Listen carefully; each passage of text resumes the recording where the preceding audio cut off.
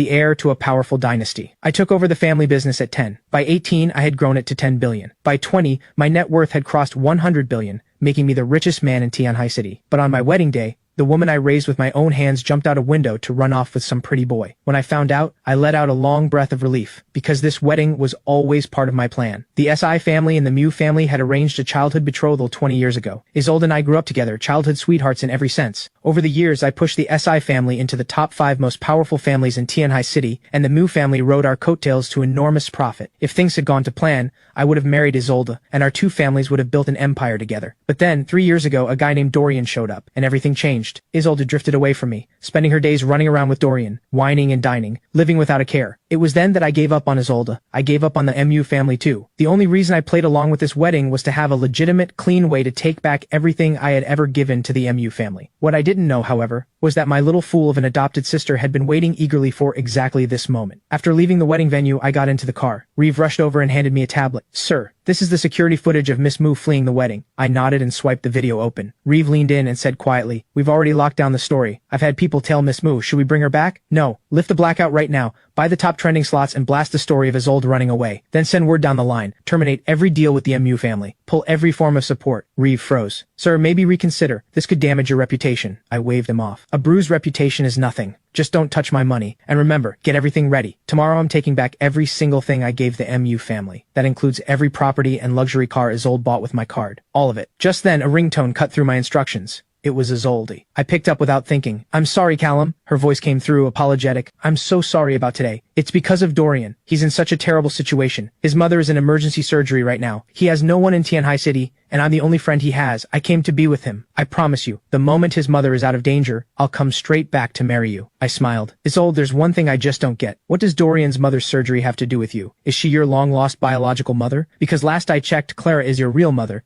and she was just at the wedding." Isolde paused, then snapped. "Can you not be so sarcastic? Dorian's mother is my godmother. My godmother is in surgery. Is it wrong for me to be here with her?" "You're not wrong at all. I'm the one at fault. I knew it would come to this, and I still had to open my mouth and ask. My own fault entirely. When your godmother is out of surgery, let me know. I'll send her a nice fruit basket." My heartfelt thanks. Isolde's brow furrowed. "What exactly are you implying? Are you threatening me? I already told you I'll come back and marry you after the surgery. Stop making a scene. I can't stand petty, small-minded people. And I refused to marry one." My head was spinning. I genuinely had no idea what scene I was supposedly making, or how I was being petty. Honestly, I was grateful to Dorian's mother. If it weren't for her, Isolde wouldn't have bolted so cleanly. If she hadn't, I would have needed my backup plan, and I'd have walked away with billions less. Another call was coming in. "I've got another call, let's catch up another time." I ended the call with Isolde. "Aunt Clara, what is it?" The caller was Clara, Isolde's mother, and my own mother's closest friend. "Where on earth did you go?" I smiled. "Where else? I went home." Clara paused. "You didn't go after Isolde?" I frowned. "Why would I?" Clara blurted out. "She's your bride. You're really not going after her?" I was speechless. "Aunt Clara, she ran away. That makes her not my bride anymore. Do you understand how that works?" Clara paused, then said, "Young couples fight all the time. Just go and coax her back. Isolde is easy to win over. Say some sweet things,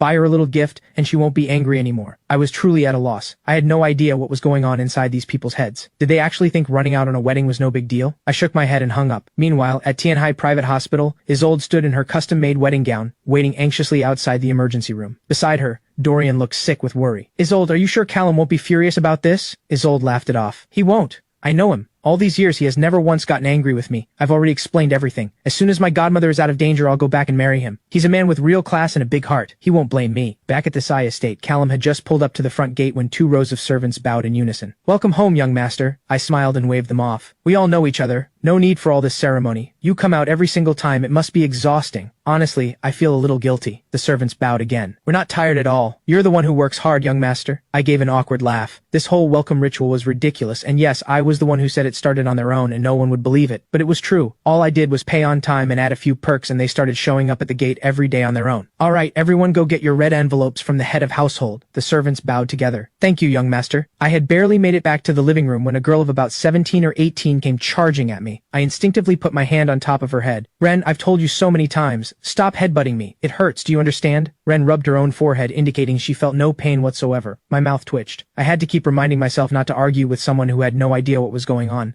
Ren was an orphan my parents had taken in when I was 3. They said it was to give me a companion. By 3, she still couldn't speak. Everyone assumed she was a slow developer, until she turned 7 and we realized it wasn't slow development. She was, simply put, not all there. My parents wanted to send her back to the orphanage, but I refused. After 7 years together, even a dog grows on you. Besides, she followed me everywhere calling me Callum. Ren, be good. I still have work to do. Ren blinked her wide, innocent eyes and clung to me without letting go. Mrs. Wang, come take her away. The head of household came, after distributing the red envelopes, and said, Young master, Mrs. Wang's daughter-in-law just had a baby. She's resigned and gone back to her hometown to help raise the grandchild. I sighed inwardly. Mrs. Wang had been with this household for over 10 years. She was the only one who could handle Ren. Her leaving wasn't a problem for anyone else, but what about me? I shook my head. Helplessly. Mr. Liu, go change the gate code right now. Also pack up all of Isolde's belongings. Send everything back to the MU family immediately. Mr. Liu bowed and went to carry out the orders. 3 years. I could finally, openly and rightfully throw Isolde out. Every single day, watching someone who carried the title of my fiancé while cozying up to another man, it would be a lie to say that didn't get under my skin. But now it was all over. The money would be back soon too. Lost in thought, I felt my eyelids grow heavier and heavier until I sank into the sofa and drifted off just like that. Behind him, a flicker of cunning crossed Ren's wide, innocent eyes.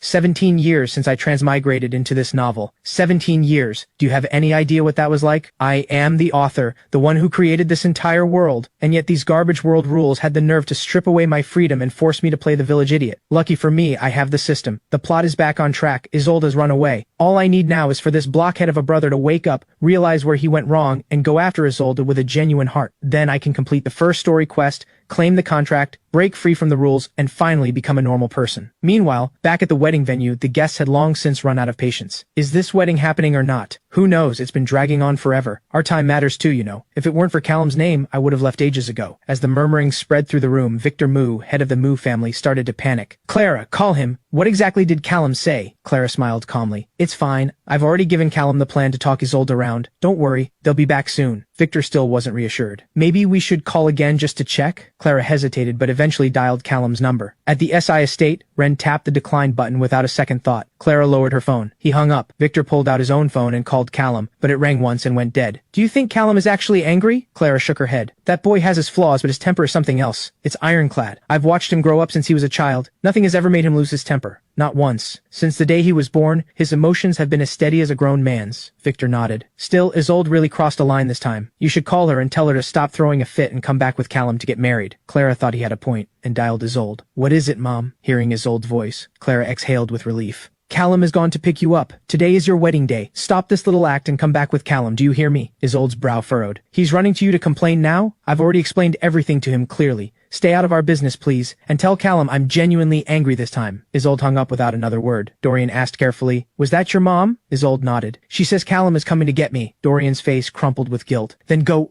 back with him. I can manage on my own. Isolde shook her head. I said I'd stay with you until your godmother comes out. A godmother is still a mother. If I'm not here for her now, how could I ever show my face in Tianhai City again? Don't worry. When Callum gets here, I'll have him wait with us. Dorian's face lit up. Really? Callum would actually stay and wait with us? But as he said it, his expression fell again. Someone like him, brilliant as a star in the sky, how could he possibly spare a second glance for me and my mom? Isolde was quick to reassure him. Don't say that, Callum, he's not like that. He would never look down on anyone, even a beggar on the street. He'd treat that person like a brother. And besides, my godmother is his godmother too. For him to stay here and wait with us is only right. Trust me completely, I'll handle everything. And let me tell you a secret. This hospital belongs to Callum. 3 years ago, when he found out about her condition, he set up a very important person room for her right here. He's always been so generous and kind. Once she recovers, I'll have Callum take us all on a world honeymoon tour. Dorian pretended to be overjoyed. Me and my mom can come too? Isolde nodded. Of course. You've never traveled the world before. This is the perfect chance. We're all family, and family should be together, right? As she spoke, Isolde's expression grew a little sad. Callum, he lost his parents so young. On top of that, he had to look after this hopeless little sister of his. He's had it so hard for so long. Once I marry into the SI family, I'll bring you and your mom along too, and then he'll finally have a little brother and a mother who care about him. Back at the SI estate, I had the strangest dream. I was submerged in warm water, drifting weightlessly, and somewhere beside me there seemed to be another person. I couldn't make out who it was.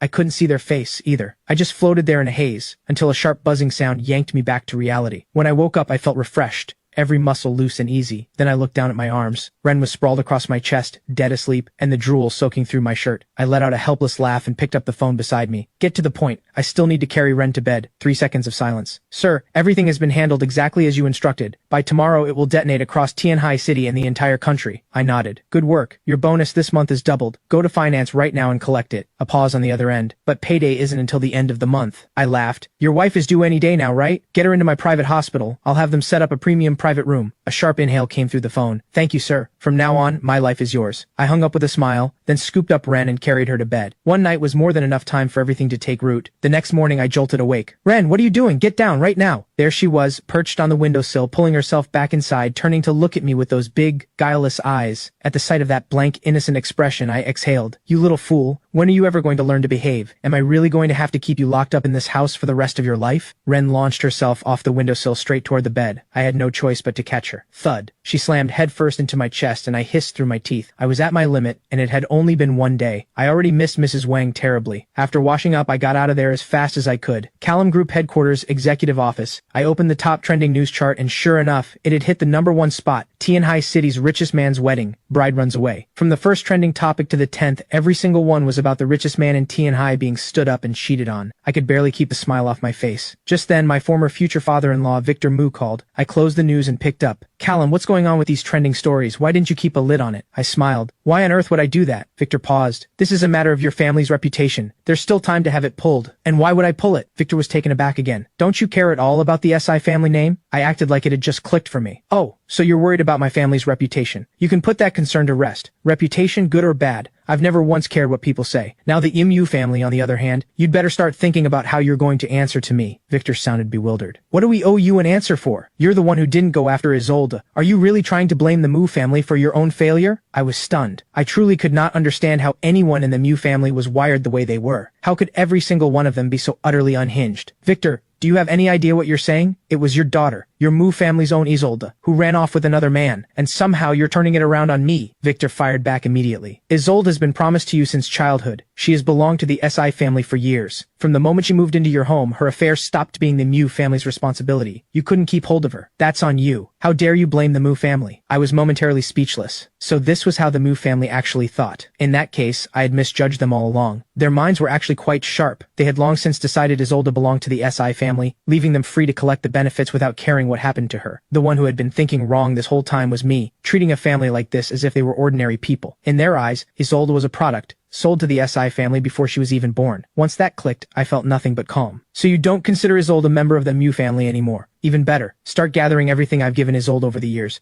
I'll be coming by shortly to collect it in person. Victor tried to say more, but the line was already dead. What's gotten into Callum? Why does it feel like he's become a completely different person? Beside him, Clara looked worried. With rumors flying everywhere, I'm afraid Callum might actually do something drastic. Should we call Isolde back? Victor was just about to respond when his phone buzzed. He answered, and a frantic voice came through. Mr. Mu, we have a crisis. Callum Group just pulled their 10 billion investment from our new development project this morning. Unilaterally, Mu Group's stock has hit its lower limit. Market value has evaporated by over 10 billion. Mr. Mu, you have to do something. Victor's hand shook, and his phone clattered to the floor. Clara, call Isolde. Tell her to get back here right now. I'm going to prepare some generous gifts and go apologize to Callum in person, and announce it publicly right away. The Mu family is hosting a makeup wedding for Callum. This time, even if we have to use chains, those two are getting married. Clara had also heard that the Mu family was on the edge of bankruptcy. Shaken, she immediately called Isolde. In the very important person room at the private hospital, Isolde answered with a trace of impatience. Mom, why are you calling again? Did Callum go to you? Tell him I'll be back soon. Clara's voice went sharp. Wherever you are, you have 30 minutes to get back to the Mu estate. If you don't, I'll pretend I never had a daughter. Isolde's brow creased. Did Callum threaten you? Clara hesitated. Yes. Callum Group has pulled their funding and cut off every one of our contracts. The Mu family is nearly bankrupt. Your father wants you back immediately. We're going to host a makeup wedding for Callum, and that's the only way through this. Isolde was taken aback. She hadn't expected Callum to be so petty about it, using such low tactics just to force her back to the altar. Then again, it was only because he loved her so much. She glanced at the unconscious woman on the bed and sighed. Mom, relax. I'll call Callum right now and explain. He'll drop this little game, I'm sure of it. Outside the Callum Group headquarters, I had just gotten into the car when my phone rang. It was Isolde. I shook my head with a quiet laugh. She must be scared by what I'd set in motion, calling to apologize. But it was too late. Everything had been over since that day 3 years ago. If it weren't for the need to strategically reclaim everything I had given away, I wouldn't have dragged this out at all. Yes, I was wealthy, but tens of billions was still tens of billions. Every yuan I earned after taking over the family business at 10 had been earned through blood and sweat. Nobody got to walk away with a single cent of mine for free. I answered and got straight to it. You've heard the news by now. I'm on my way to the Mew estate. We'll talk when I get there. When you want something back, having the right people in the room is always best.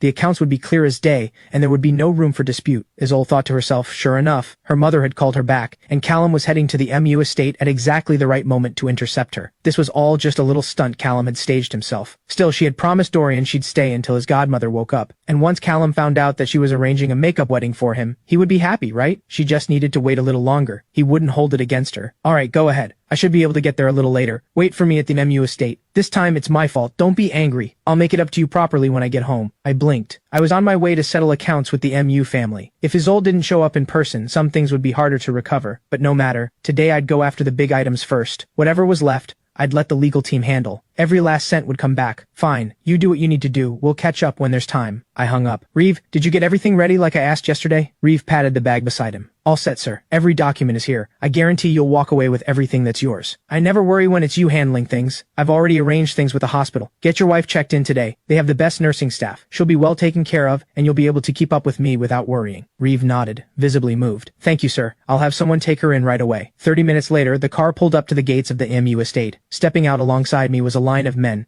each standing nearly 6 feet tall and built like walls. When you're out in the world, trouble has a way of finding you. The more protection you bring, the fewer headaches you deal with. The Mew family's servants knew me well. They swung the gates open from a distance. Go tell the Master Callum is here. I walked into the Mew estate and made my way to the living room. Victor and Clara were already waiting in the living room with Leo, the youngest of the Mew family. Callum, I was just about to come find you. I've had Isolde's mother call her home. She should arrive any moment. My heart lurched. My mom is here? Get her out here. I want to see her. I'd love to ask her why she left without a word 5 years ago. And that old man must be back too. Where is he? Send him out. I want a word with him, just the two of us. Victor gave an awkward laugh. You've got the wrong idea. It's not your mother. It's Clara. A mother-in-law is still a mother, isn't she? I frowned. Aunt Clara, when exactly did you become my mother-in-law? Don't say things you know aren't true. I'm not part of your family. Clara stepped forward and took my hand. I know you're still upset about yesterday, but this was always going to happen sooner or later. Call me mom now, call me mom later. Either way, I'm happy to accept it. A chill ran through me, and goosebumps rose all over. I pulled my hand back immediately. We can talk about that another time. You must have received word about my decision to pull funding and cut all ties with the Mew family. Leo jumped in at that moment. My sister says you need to stop this little prank of yours.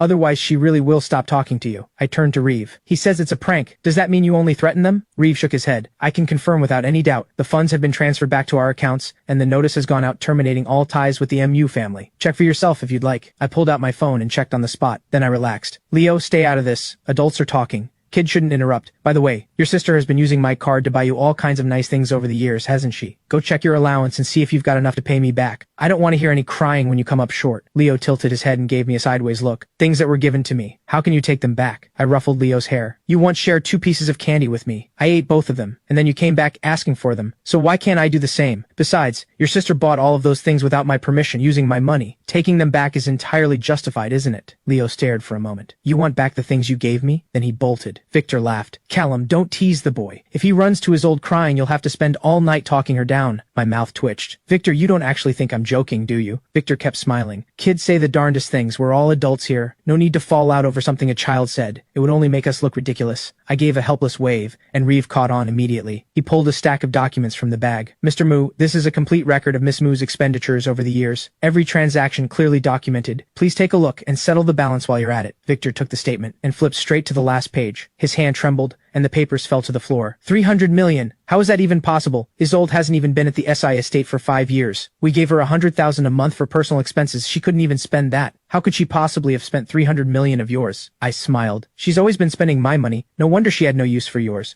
The first couple of years weren't so bad. It's the later ones that really added up. I don't think you know the full story, Victor. Your daughter took my card and dragged that pretty boy of hers on trips all over the country. She bought him luxury watches and sports cars too. The money she spent on him is 100 times what she ever spent on Leo, her own brother. Come on, stop staring. Pay up before I take this to court. Victor shook his head. That's impossible. You gave Isolde that money willingly. You can't ask for it back. I scratched my head. When did I ever say it was willing? When I set up the supplementary card for Isolde, it was stated clearly in the contract. Every charge on that card was a loan to Isolde. If she married me and we registered the union, the debt would be absorbed as joint marital debt and cancelled out. The problem is, she ran. So every cent of it is still her debt. Victor exhaled with sudden relief. If it's Isolde who spent it, why should the Mew family pay? We'll cover at most whatever was spent on us directly. I blinked. It hit me. Victor Mew was genuinely profoundly dense. No wonder that even with my support all these years, the Mew family had barely scraped by. Fine, don't pay. I'll have the legal team sue Isolde directly and freeze her assets, though she does hold inheritance rights in the Mew family. Selling off some of the family's assets would cover it. Victor clenched his jaw. Liquidating assets was the worst possible option. I'll give you the 300 million. I produced a card instantly. Transfer it all here. Once I confirm receipt, I'll wipe the record clean. You have 30 minutes. Honestly, compared to cash, I'd rather have the MU family's assets. Victor's hands trembled as he took the card and transferred the funds from his phone. A few minutes later, the payment notification came through on my phone,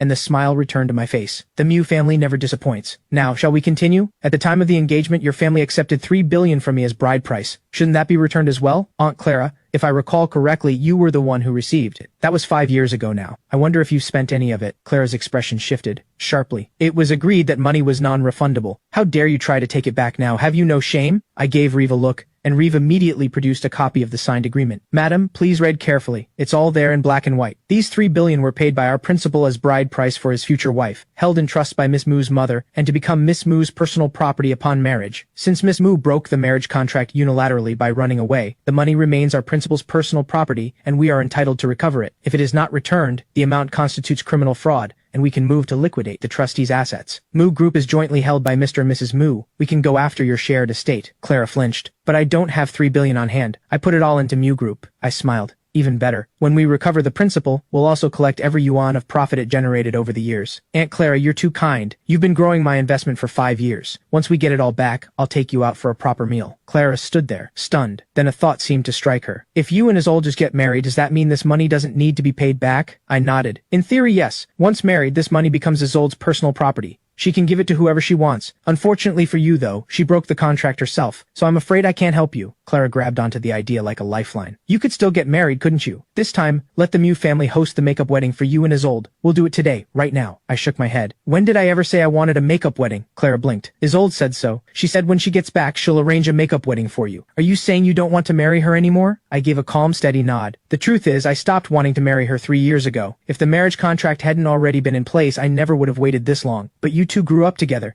You were childhood sweethearts. 20 years of history. How can you just walk away? I smiled faintly. That's a question for your daughter. It's not that I won't marry her. It's that she doesn't want to marry me. Our bond broke 3 years ago. The one she wants is Dorian. We grew up side by side and I never stood in her way. I let her go. I think I've been more than generous, more than understanding. All I want now is my money back. So Aunt Clara, pay up. I don't want to fall out with you over this. You're my mother's closest friend, after all. The words hit Clara like a lightning bolt. She never recovered her breath, and she collapsed. I frowned. Reeve, notify the legal team to begin liquidating Clara's assets immediately, and make sure you recover the investment profits from all these years too. That alone should come to several $100 million, more than enough to cover the year-end bonus for the entire group. Reeve nodded. The legal team had been ready and waiting for the signal. Within moments, Victor received the notice. The Mew family had entered bankruptcy liquidation countdown. I let out a long breath and turned to the guards behind me. You each have an itemized list. Everything I gave the MU family over the years, go track down each and every item and bring it back. If you can carry it, carry it. If not, get more people. If all else fails, bring a crane. Bottom line, everything that's mine leaves with me. The guards roared in unison. Consider it done, sir. We won't let you down. In an instant, the crew of men surged into the MU estate and began hauling things out. Rare furniture, antique vases, calligraphy and paintings, piece by piece, loaded onto the trucks waiting outside the estate. The crew worked with explosive energy. I watched,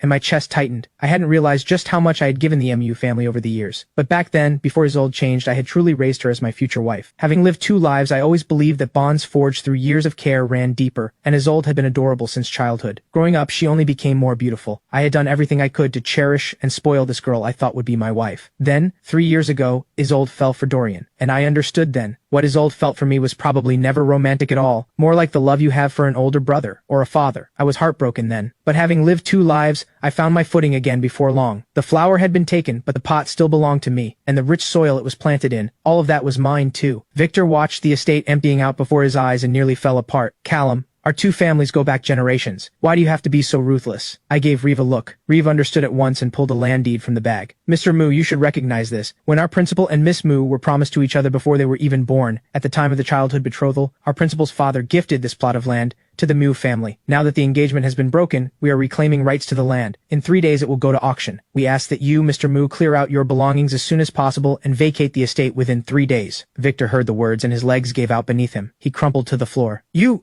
have no mercy. You want to wipe out the Mu family completely? I smiled. That's a little harsh, Victor. I'm just taking back what's mine. How does that count as wiping anyone out? Victor's emotions surged. His eyes rolled back and he passed out too. Reeve went over to check on him. Sir, it's just emotional overload. His breathing and heartbeat are normal. He'll come around shortly. I waved it off. Leave them. Keep moving. An hour later, I could see things were winding down. I raised a hand. Everyone put in solid work today. Go to finance and collect triple your day's pay. The guards answered as one. Thank you, sir. I turned and led everyone out of the Mu estate. The moment we got into the cars, Reeve's phone received a message. Sir, my wife is going into labor. Then what are you waiting for? Get to the hospital. I'll take you. Reeve said, overcome. Thank you, sir. I will never forget what you've done for me. I shrugged it off. It's nothing. Don't give it a second thought. Just buy me a drink when the baby turns 1 month old. The car pulled up quickly to the private hospital under Callum Group. Reeve jumped out and ran toward the entrance without a backward glance. I shook my head watching him, then stepped out too and stopped at the shop near the entrance to pick up a few things for a newborn. Then I headed inside. I was only 20, but I'd been raising a clueless little girl since childhood and playing the role of a future husband on top of that. I'd been father and mother rolled into one. Let's just say my dad skills were well trained. Outside the delivery room, Reeve was pacing and sweating through his shirt. When he saw me walk up carrying a load of things, his composure cracked. They say a real man never cries, but only because he hasn't found the right boss yet. Ever since I hired Reeve, he hadn't suffered a single grievance. Working for someone like me was a gift for any loyal employee. Sir, how about you be my kid's dad? I blinked. Then I snapped. Are you out of your mind? You're openly trying to rope me in as a substitute father? How did I never see this side of you before? Reeve scrambled to explain. I was panicking. I misspoke. I meant I want my child to call you godfather. I exhaled. A godfather, sure. A godfather I can do. Callum?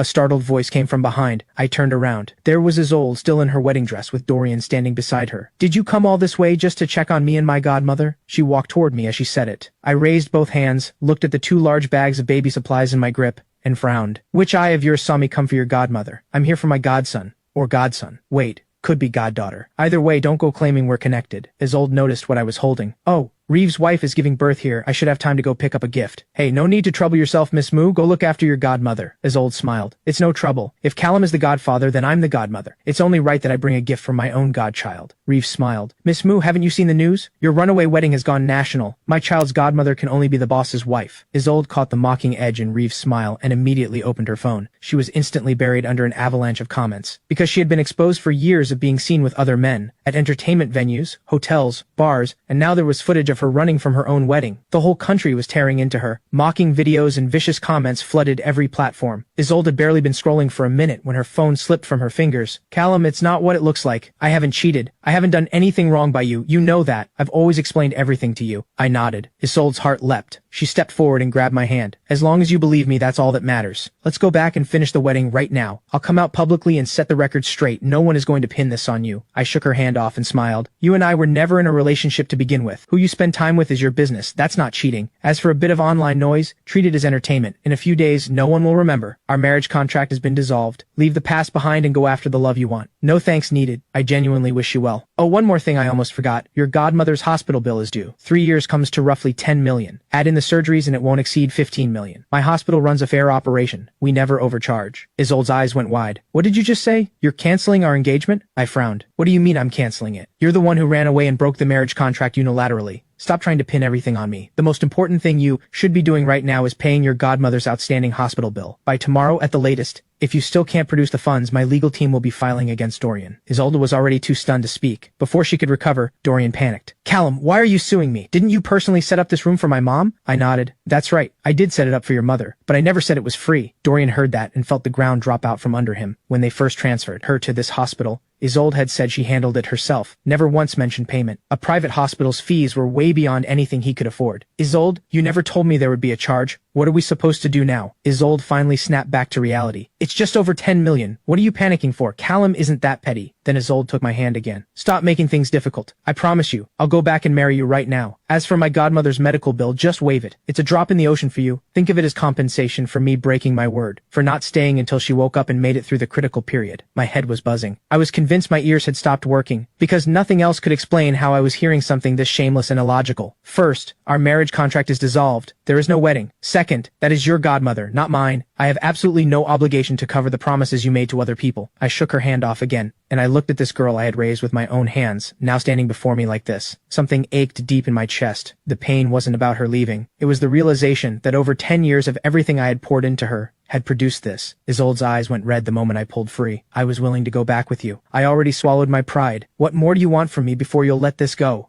Nearby, Dorian watches the two of them, and immediately steps between them. Callum, I know Isolde ditched your wedding to come check on my mom. You're angry, I get it, and I'm sorry. Just please stop saying things to provoke her. I shrug. I'm not angry, and I mean every word. If you have time to stand here chatting with me, you'd better spend it figuring out how to pay back what you owe. Isolde shoves Dorian aside. Callum, Dorian has humbled herself so much. She's begging you. Can't you just let it go? I am genuinely so angry right now. I'm done with you, forever. Dorian is screaming internally. You absolute idiot, this is not the time to play tough. And where on earth is she supposed to get that kind of money? Isolde, don't be mad at Callum. Everything he did came from loving you too much. Just say sorry, he won't hold it against you. But Isolde is past the point of reason. She shoots me a vicious glare, grabs Dorian's hand and storms off. Don't bother defending him. It's just 10 million in medical bills. I'll cover it myself. I refuse to let you or your godmother take any more of his attitude. I watch them walk away hand in hand. I shake my head. I raised two girls with my own hands. One turned out unhinged, and the other one's just plain hopeless. Holt, do you think I'm just cursed when it comes to kids? Maybe I should give up. I'd hate to mess up yours too. Holt laughs. Sir, you're too funny. Miss Wren was abandoned at birth because of a developmental condition. You were the one kind enough to take her in. How could any of that be on you? And as for Mrs. Isolde, she's hardly unhinged. She's just been spoiled rotten by your affection and refuses to face reality. Honestly, sir, I would be honored to have my child call you godfather. Soak up a little of your brilliance and prestige. Maybe they'll grow up to be someone like you. I scratch my head. Am I really that impressive? Holt nods without hesitation. You are, without question, the most outstanding person I have ever met. Across this entire country, at your age, the number of people who've achieved what you have, you could count them on one hand. I wave him off. Come on, I just got lucky. And honestly, I'm not even being modest. In my past life, I was just a small-time business owner. Being reborn with those memories doesn't make me a genius. The truth is, money is just stupidly easy to make in this world. If the real geniuses I knew in my previous life were dropped into this world instead, they'd already be the richest person in the country, maybe even the world. This world has a perfectly functional system in place, yet somehow most people have absolutely no idea how to use it. Put simply, the average IQ in this world is just not that high. Family of the mother in labor, vaginal delivery. It's a girl. 5 pounds 14 ounces, mother and baby are both doing great. Reeve rushes over in an instant. He takes one look at that tiny, wrinkled little face, and his legs nearly give out. Hey, take your baby! Why are you just standing there? Go push your wife back to the room. Reeve snaps back to reality and rushes into the delivery room. Good news has a way of lifting the spirit. I've got a new goddaughter now, and I'm genuinely happy. I set them up in the top-tier very important person suite without a second thought. On my way past one of the very important person rooms, Isolde suddenly bursts out the door, and I instinctively shield the baby in my arms, spinning around and shoving Isolde out of the way. Isolde, are you out of your mind? Can't you see I'm holding a baby? If you scare my goddaughter, I will not let this go. And with that, I stride into the next room with the baby in my arms.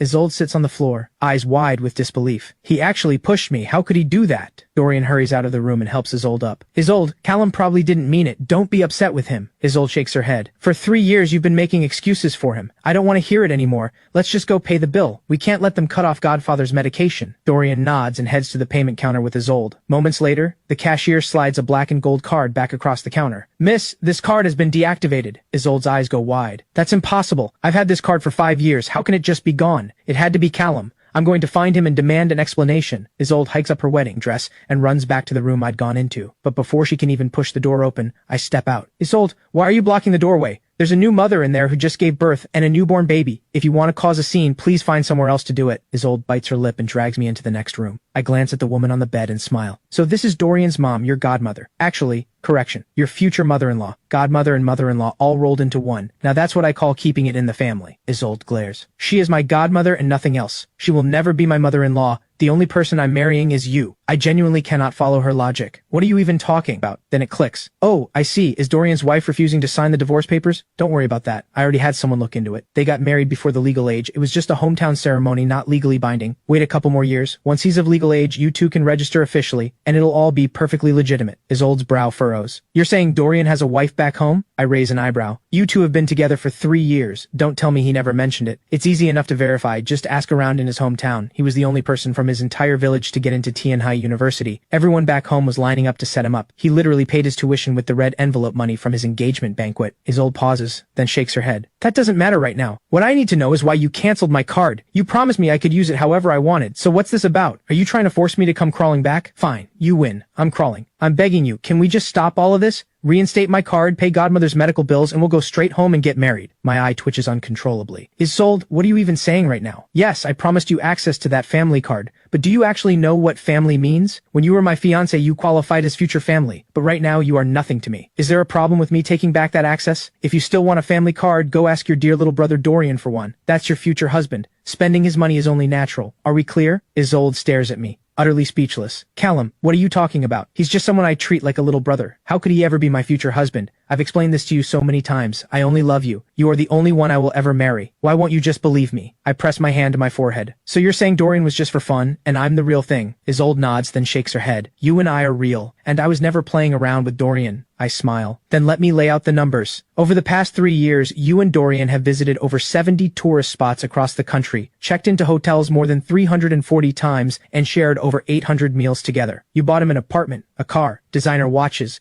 luxury clothes. The two of you have practically become one person over these 3 years. And now you're telling me you were never involved? What? Is he not your type? Isolde shakes her head frantically. It's not what you think. I can explain. Please just let me explain. I nod, pull out the visitor's chair, and sit down. Go ahead, I'm genuinely curious how you're going to spin this. Isolde takes a deep breath. Every place we went, every single one, it was for you. Dorian told me those places had spiritual energy. I was praying for you at every stop. My eyes go wide, practically popping out of my head. And the hotel check-ins? Over 300 times. Don't tell me that was also some kind of prayer ritual for me. I must be incredibly blessed. Isolde denies it immediately. It's not like that. We always booked double rooms. Nothing ever happened between us. I sit up straight. So what you're telling me is that Dorian just couldn't perform? Isolde snaps. Stop twisting this into something disgusting. We have always had a completely innocent relationship. I laugh it off. All right, pure as snow. Please, do continue. Isolde's eyes are turning red. You still don't believe me. What do I have to do to prove it to you? Does it really matter whether I believe her or not? She can keep talking. I'll even clap at the good parts. Fine. Where was I? Dorian and I go to the same school. We're like siblings. His family is poor. He's been saving up to pay for his mom's treatment. I felt sorry for him, so I started buying him meals every day. Is there something wrong with that? I nod. Very generous of you. Absolutely nothing wrong with that. So then why didn't you use your own money to do it? Every single day you've been swiping my card, using my money to play the generous saint, buying him a penthouse and a luxury car, funding his entire lifestyle. Do you think my money just falls from the sky? I work until midnight every single night drinking with clients until I'm coughing up blood, earning every cent the hard way. Yes, he's poor, and you feel sorry for him. Then why have you never felt sorry for me? We grew up together, and not once have you bought me a watch or a car, a gift, anything, even a toy would do. It's not like you couldn't afford it. Isolde shakes her head. You've got it wrong. I didn't give him any of that. He borrowed it. He said he'd pay it back. I figured you have so much money anyway, so I lent it to him first. He'd pay you back once he earns enough. He even promised interest. I narrow my eyes. He borrowed it. So where's the loan agreement? Show me. Isolde's gaze shifts away. We're practically family. Who needs a signed agreement? He'll pay it back. I knock on the table. With what? We're talking over 200 million. How could he ever pay that back? Isolde thinks for a moment. You could lend him a little more. Let him start a business. He'll pay it all back before you know it. I burst out laughing. Isolde, you never cease to amaze me. Anyway, I have things to deal with at the office. I'll leave you to it. Isolde grabs my arm. You can't leave. You still have to come home and marry me. My eye twitches. I genuinely cannot understand how her brain is wired. Have I really spoiled her into this level of delusion? Isolde, get this straight. Our wedding is already over, and so is our marriage contract. Are we clear? Isolde's lip trembles and her voice cracks. Can't I just admit I was wrong? I'm apologizing. I'm sorry.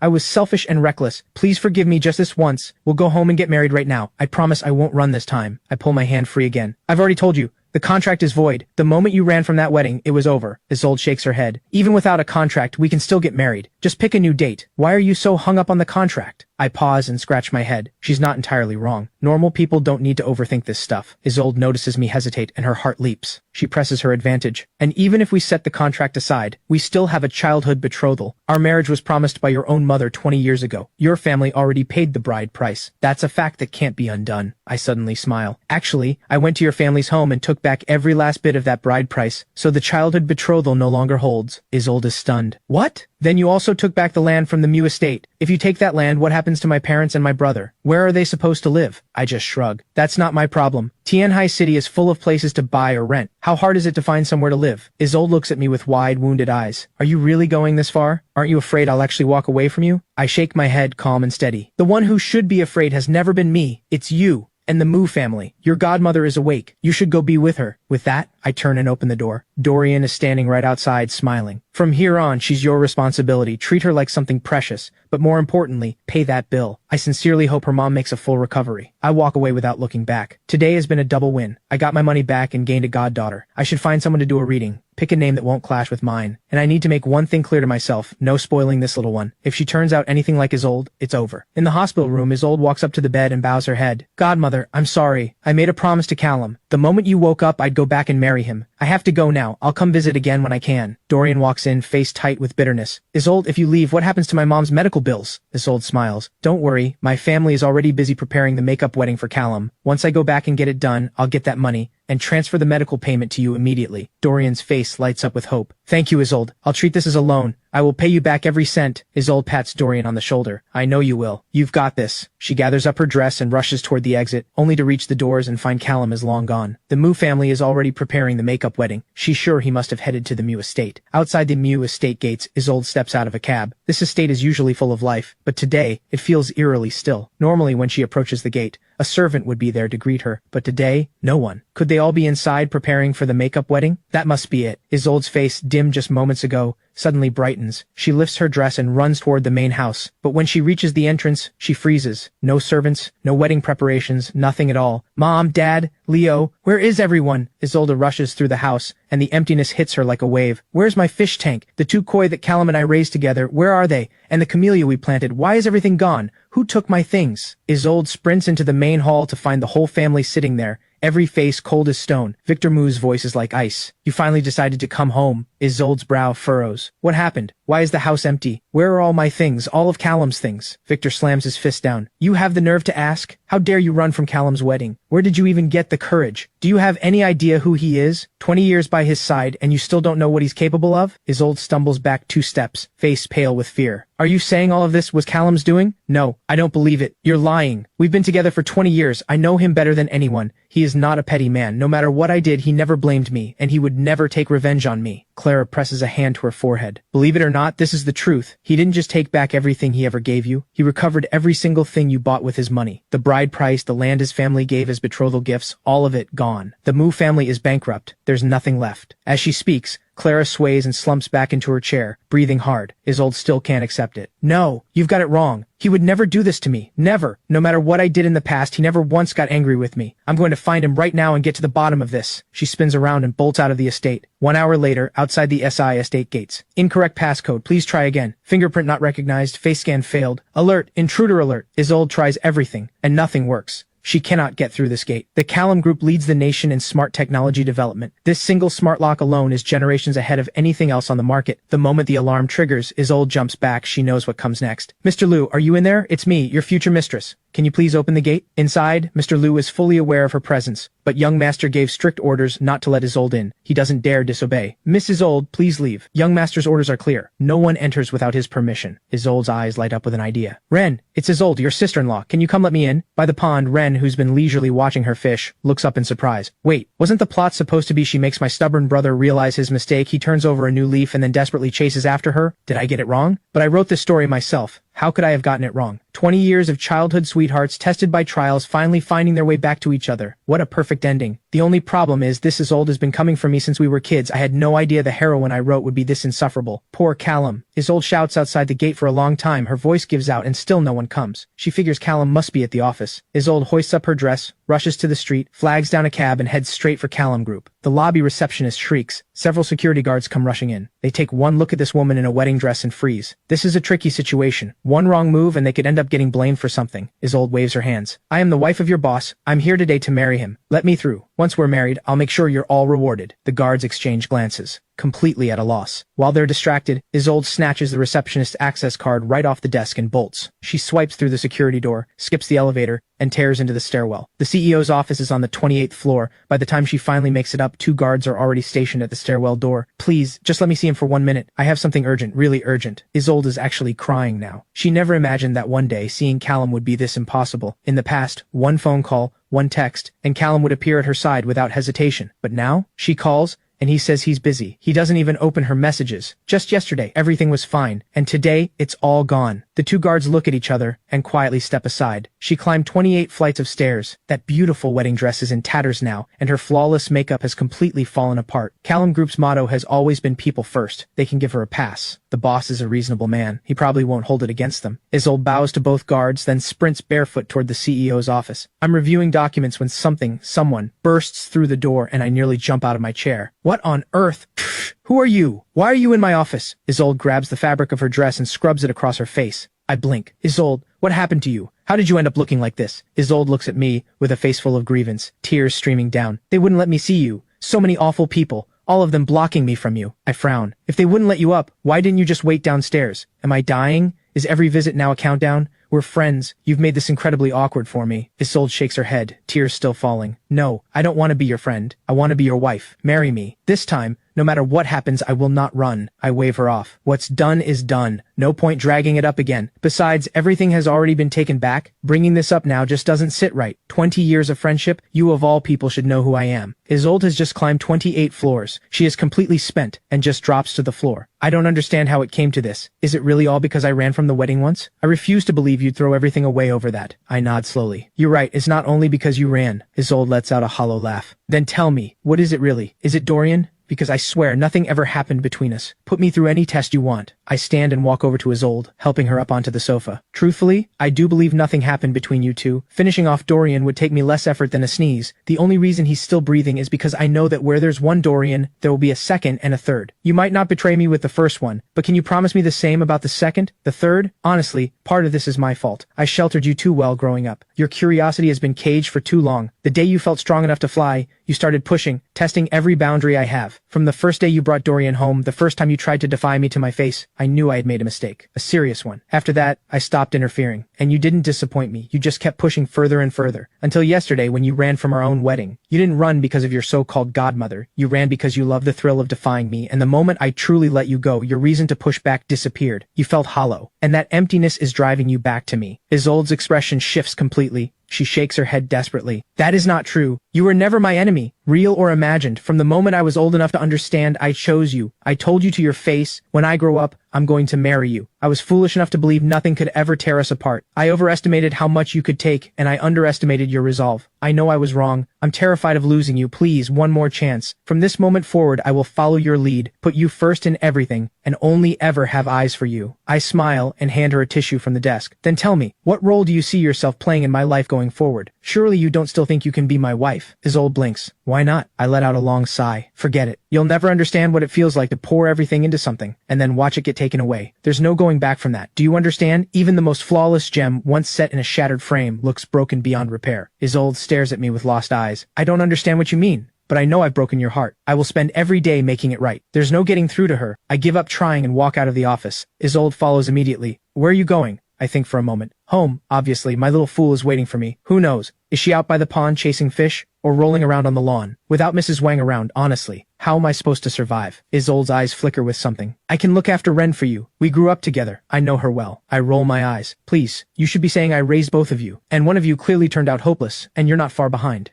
Something in those words makes Isolde pause, then quietly smile. Callum was right all along. She has been fighting him this entire time. In the past, if she'd heard news like this, she would have rushed to the hospital without a second thought, because it would have felt like the perfect excuse to escape her cage. But now, she has no desire to go at all. Other people's lives are not her concern anymore. That place was never a cage, it was home. Leaving it never needed a reason. Coming back does. Dorian, what you owe her is due. Dorian hesitates. Isolde, what are you talking about? I don't follow. Isolde smiles. You borrowed hundreds of millions from me. You said you'd pay it back. Have you forgotten? Dorian's eyes dart around. He hesitates but stays on the line. But I just got a notification. Everything under my name has been reclaimed. I don't owe her anything anymore. Isolde thinks back to her own fierce argument with Callum in that hospital room and suddenly finds herself almost amused. What she takes back is her business. You borrowed the money from me. You pay it back to me. Dorian grits his teeth, still looking for a way out. You're right, Isolde, but I genuinely have nothing right now. Didn't you say Callum would fund my startup? If he invests, I can pay everything back fast. Isolde lets out a cold laugh. You spineless jellyfish. All you do is cry and mope. What business are you going to build? You, living in a penthouse driving a luxury car? Those designer watches and custom couture pieces on you? It's an insult to the brands. Pay it back. Principal plus interest. 230 million total. You have 1 hour. Pay up, or I'll feed what's left of you to the dogs. The moment those words hit him, Dorian's hand trembles. He ends the call, glances back at the operating room, still lit up, clenches his jaw, and runs. The person in that room is a terminal patient Dorian recruited to play a role. Bought him 3 extra years of life in exchange for the act. If the old man dies now, it is what it is. But Dorian cannot die. He knows exactly what Isolde is. He's seen it firsthand. She is a vicious, unhinged psychopath. Every time Dorian accompanied her on those so-called prayer trips, she'd make him kneel with a sign for an entire day, sometimes a full day and night. And every time they checked into a hotel, it got worse. She'd tie him up, pull on a mask with Callum's name written across it, and whip herself into a frenzy, screaming and cursing pressing, demanding to know why Callum had stopped paying attention to her, why he no longer cared. Isolde is completely out of her mind. She spent years scheming ways to escape from Callum, but the moment he actually let her go, she broke down and started lashing out at Dorian instead. Ever since he signed that contract 3 years ago to play her little brother, every single day has been a living nightmare. She even wanted to package Dorian and his fake actress mother as part of her dowry, move them into the SI estate and have Dorian play Callum's little brother, all to manufacture the illusion of a perfect family for Callum. To stop this nightmare from unfolding, Dorian has had to keep up an innocent act, playing peacemaker, saying all the right things to keep them together, while at the same time desperately working to sabotage Isolde's path into the SI family. Before, Isolde at least worried about Callum finding out, so she kept things subtle. But now that Callum has cut her off, she will turn every last drop of that rage onto Dorian. Running is the only sensible move. Dorian ends the call. Isolde's lips curl into a cold smile. All these years by Callum's side, she's picked up a thing or two about how power works, and has quietly built her own network of hidden allies. An unlisted number dials out. A few words, then the call ends. Immediately after, Isolde's expression shifts. She kicks off her shoes and runs barefoot toward the elevator. Outside the main building, Isolde dives straight into my private car. I have no money. The Mew family is about to be wiped out by you. Your estate won't let me in, so I'm just going to live in your car from now on. 20 years of history between us. You wouldn't just leave me out here to die, right? I wince and think it over. I could find you a place to rent. Something cheap. Isolde shakes her head. That's not enough. What am I supposed to eat? I've been eating well my whole life. I frown and consider. I could throw in 2 cases of instant noodles. Seafood, beef, spicy cabbage, whatever flavor you want. You're 20 years old.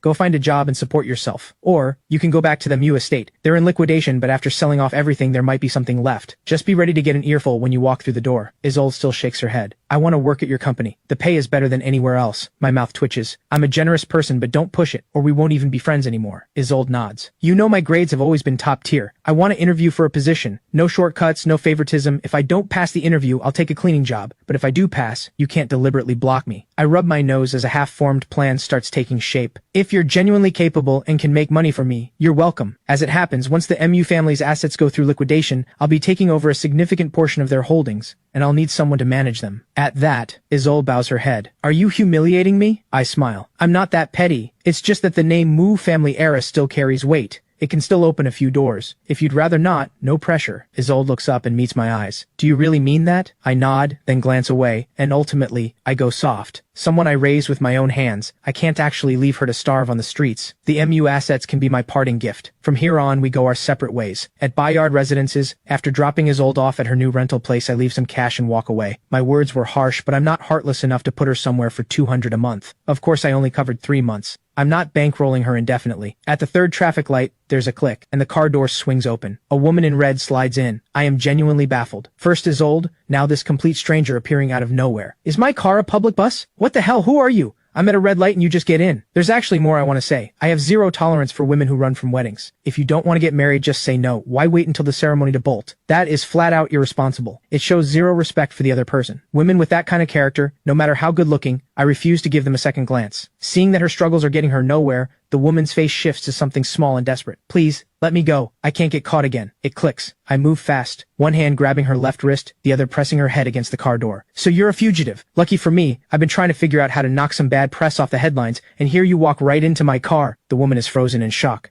I'm not a fugitive. I really, truly am not. Let me go. You're hurting my hand. I press my lips together. You're scared of the police, scared of getting dragged back in. You're not just a fugitive. You're a repeat offender. Young girl like you, making a habit out of scamming people through fake marriages, pocketing the bride price, and running. I've seen plenty of your type. Spotted my car and thought, rich target. Figured if you play the victim I'd fall for it and become your next mark. You picked the wrong person. I'm an award-winning model citizen, and nothing makes me happier than taking down someone exactly like you. The woman is completely lost, genuinely confused. She really just wanted to hide for a moment. What does spotting a luxury car have to do with targeting someone? There was only one luxury car at this light. Actually, one car at all. And of all people, she had to land in the car of an award-winning model citizen. How does someone this unhinged win civic awards? This makes no sense. He must have made it all up. Hey, I'm genuinely a good person. I know I made a mistake. Please just let me go. My resolve doesn't crack. I keep her pinned. Save it for the enforcement bureau. Walt, drive straight to the bureau. Walt floors it without hesitation. 20 minutes later, outside the enforcement bureau, the woman glares at me, full of grievance. I told you, I'm a good person. Do you believe me now? I shrug. Sure, I'm heading home. Next time, don't go jumping into strangers' cars. Take care. The woman suddenly grabs my arm. You expose me?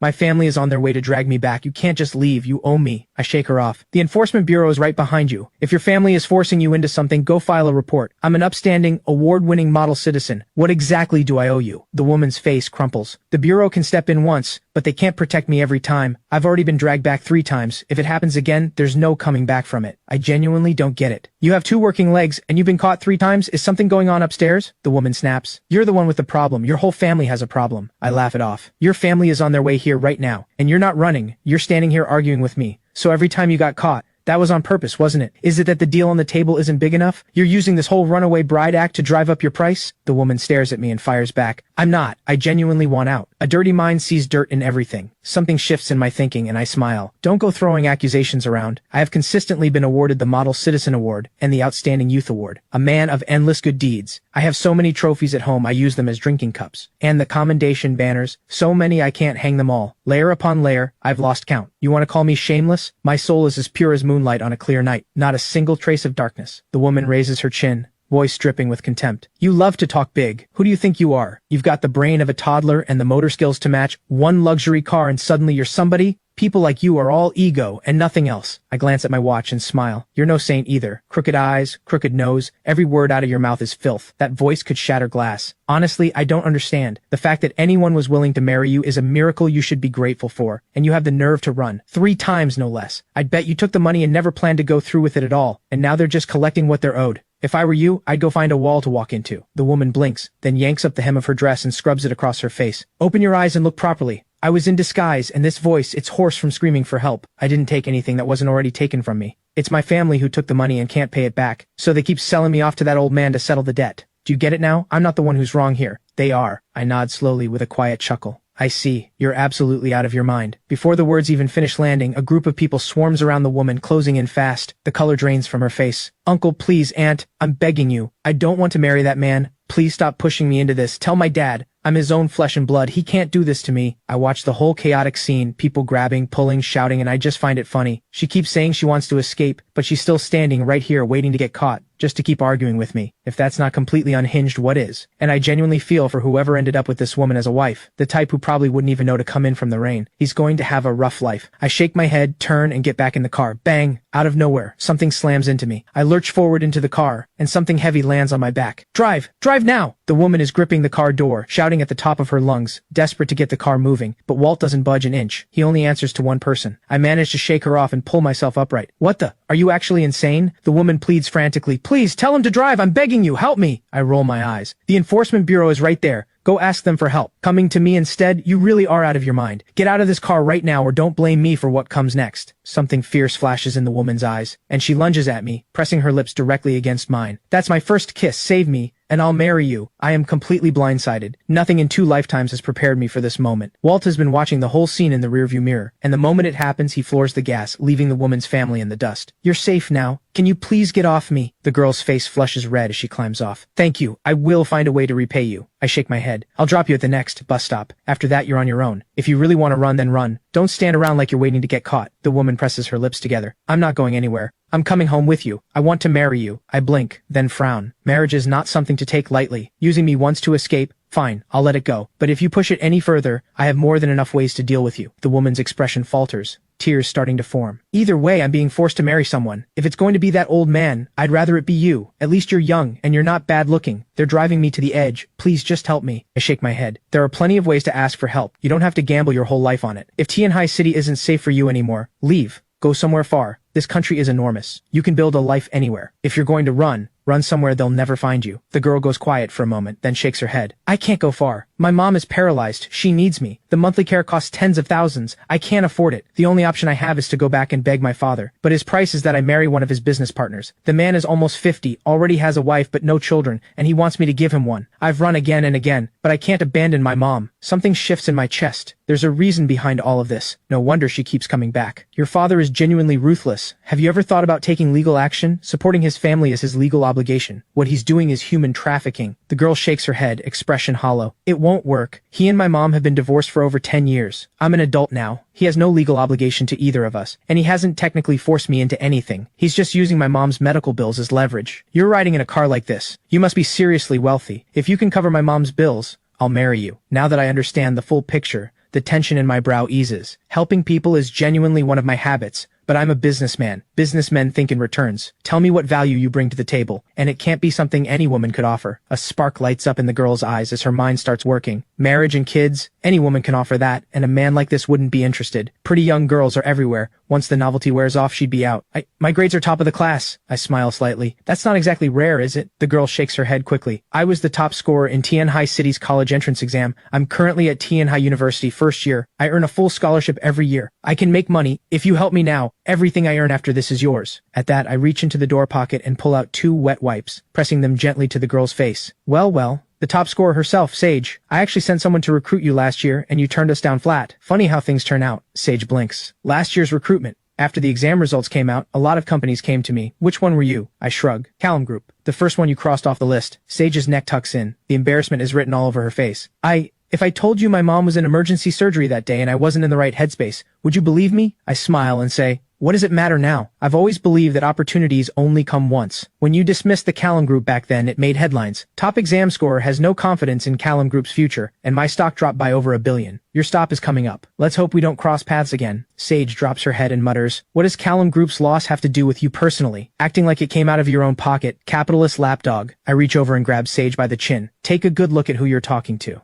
Sage's eyes go wide. She swallows hard, but she can't place who this person is. Up front, Walt catches the whole thing in the rearview mirror and smiles. Miss Sage, you're the first person who's ever called our boss a lapdog to his face. Sage shoves my hand away, pure horror written all over her face. You're the CEO of Callum Group, the one they call the king of Tian Hai City? Sir, I'm so sorry, I was blind, I was wrong, it was all my fault. This is the legendary ice-cold business mogul Callum himself, ruthless to the bone, a shark who shows no mercy, who started conquering the business world at 10 years old, never once letting anyone off the hook. Every rival company I've touched has gone bankrupt, wiped out completely. One careless word from her last year cost me over $1 billion, a debt she can never repay. If she ends up in my hands, she won't walk away in one piece. That thought hits her hard. Sage lunges for the car door. I catch it instantly and pull her into my arms without even slowing the car down. Are you trying to die? Sage freezes, curling into herself, too scared to even look at me. I'm actually enjoying this. Weren't you just running your mouth a minute ago, yelling back at me, telling me you wanted to marry me? What happened to all that energy? Sage murmurs in the smallest voice. I didn't know who you were. Please don't kill me. I blink. I'm a model citizen, an outstanding individual. You think I'd kill you? Sage fires right back. You're absolutely right. You're the bigger person here. Could you please spare my life? I pry her hands apart and lift her face up to mine. Work for me for free for 10 years, or I drop you off right now. Pick one. Sage grits her teeth. You evil capitalist. I hope you get everything you deserve. I shrug. So that means you're going with option 2. Walt, take Miss Sage home. Throw in $200 as a wedding gift. I'm crashing her ceremony today. Sage spins around and bites my hand. I grab her jaw in one smooth motion. Let go of me. I'll fight you. I reach out with my other hand and flick her on the head. I'm messing with you. Just hear me out. Work for me for free. I'll cover every single one of your mother's medical bills, room and board included. Once you've earned $2 billion from me, we're even. Of course, if you can't cut it, I'll fire you on the spot. Sage snaps. That's not fair. I refuse. I let go. I smile. The world has never been fair. I give people one chance, and I'm already breaking my own rule, giving you a second one, because I see something in you. If you've got real talent, using my platform to hit $2 billion is just a handful of deals. Maybe a few months tops. This offer stands once. If you say no, I won't push. The next intersection, you walk. The words land, and the car rolls to a stop right at the light. Sage hesitates. She's the top scorer on the national college exam. She's not stupid. She knows exactly how bad her situation is. This deal looks unfair on the surface, but compared to being forced to marry some old man and become a baby-making machine, this unequal contract actually tips in her favor. Can I at least finish college first, build up more knowledge so I can earn even more for you? I nod. Of course. I'll cover every expense while you're in school, but that time doesn't count toward the 10 years. Sage furrows her brow, wrestling with a brutal choice. And honestly, I'm not wrong. Callum Group is worth hundreds of billions. It's one of the biggest platforms in the country, and her mom needs money now. On top of that, I may be driven by profit, but I haven't left her without an out. Someone her own age who's built all this. The scale of his thinking is something she can't even picture, and maybe riding his coattails could take her somewhere real. Fine, I agree. After graduation, 10 years free of charge, but you stay out of my personal life. I nod. Tell me your address. I'll go handle things so they don't come back to bite you later, and I'll have your mother transferred to my private hospital. Having her weaknesses in my hands is always better. This is a low-risk, high-reward bet. Worst case, I lose a few million. Best case, the return is 1,000 times over. It's only now that Sage catches up, so you never actually knew where I lived, and when you said you'd take me home, that was all a bluff? I smile just slightly. Is that a problem? Sage's anger flares up instantly, but it fades just as fast. Lu Shui Gardens, the Shen residence. Walt catches the address and pulls the car around the corner. 20 minutes later, outside the Shen house, I step out of the car with Sage. I've never seen a place like this, a whole residential area where you can actually drive right in. There's a touch of envy in her voice. I shrug. What can I say? I'm the richest man in the city. Gotta act like it. Mid-sentence, the two of us reach the front door. The bell rings, and the door swings open to reveal a woman in her 40s, dressed to impress. Sage, you have the nerve to show up here? Who gave you the guts to walk out on that wedding? Smack! The woman rushes forward and slaps Sage hard across the face. Sage stumbles and goes down, blood trickling from the corner of her mouth. It happens so fast even I don't see it coming. I step between them. Excuse me, ma'am, use your words. Hitting people is not okay. The woman raises her hand and swings at my face. Shen family business is none of your business, you little nobody. I take one step forward and shoulder check her clean across the yard. I don't care whose family business this is. Hitting people is wrong. I close the gap in one stride and plant my foot on her stomach. I lean down and slap her twice across the face. Consider that a lesson in basic decency. Remember this. Never go after someone stronger than you. I step back and return to Sage's side. The woman comes to her senses and starts rolling on the ground, wailing. Help! Someone help! Sage has lost her mind. She brought some random guy home to beat us up. Everyone come quick! The screaming pulls the whole Shen household out. Sage, what is wrong with you? You didn't just run out on the wedding. You brought someone here to cause trouble? I'll teach you a lesson today. A man in his 40s steps forward and raises his hand to hit Sage. My brain can't keep up. What is wrong with this family? Why does every single one of them go straight for the face? A grown man raising his hand against a young girl. I move in one instant. One kick straight to the gut, sends him flying 4 or 5 meters, rolling across the ground. Sage, you ungrateful child. You dare bring someone to hit your own father? I'll deal with you today. The woman charges again, going straight for Sage's face. This time I'm ready. One sharp slap, and she spins 2.5 times before hitting the ground. Sage, you brought someone to hit my mom? I'll kill you today. Now, a girl around 17 or 18 comes charging in, also going for Sage's face. My mind races. I have no idea what's going on, but I smack the girl flat on the ground. Sage, you. Before anyone else can speak, I'm already moving, landing a slap on a boy of about 15 or 16. Done. I turn to look at Sage, genuinely confused. Is your entire family out of their minds? Why does everyone keep hitting you, specifically your face? And that includes you too. Why do you just stand there like it's nothing? Sage shakes her head. They're not crazy. They're just used to it. There's nothing a single slap can't fix. And if one doesn't do it, two will. I can't wrap my head around it. You never once thought about fighting back? Sage lets out a hollow laugh. What good would that do? My mom and I need their money. But then, a warm, sunlit smile breaks across Sage's face. Her eyes catch mine and shimmer. It feels really good to have someone protecting you. I pull out the tissue I used for her earlier, wipe her tears, and say quietly, don't be scared. Stick with me from now on. I don't hit people. Sage smiles and nods.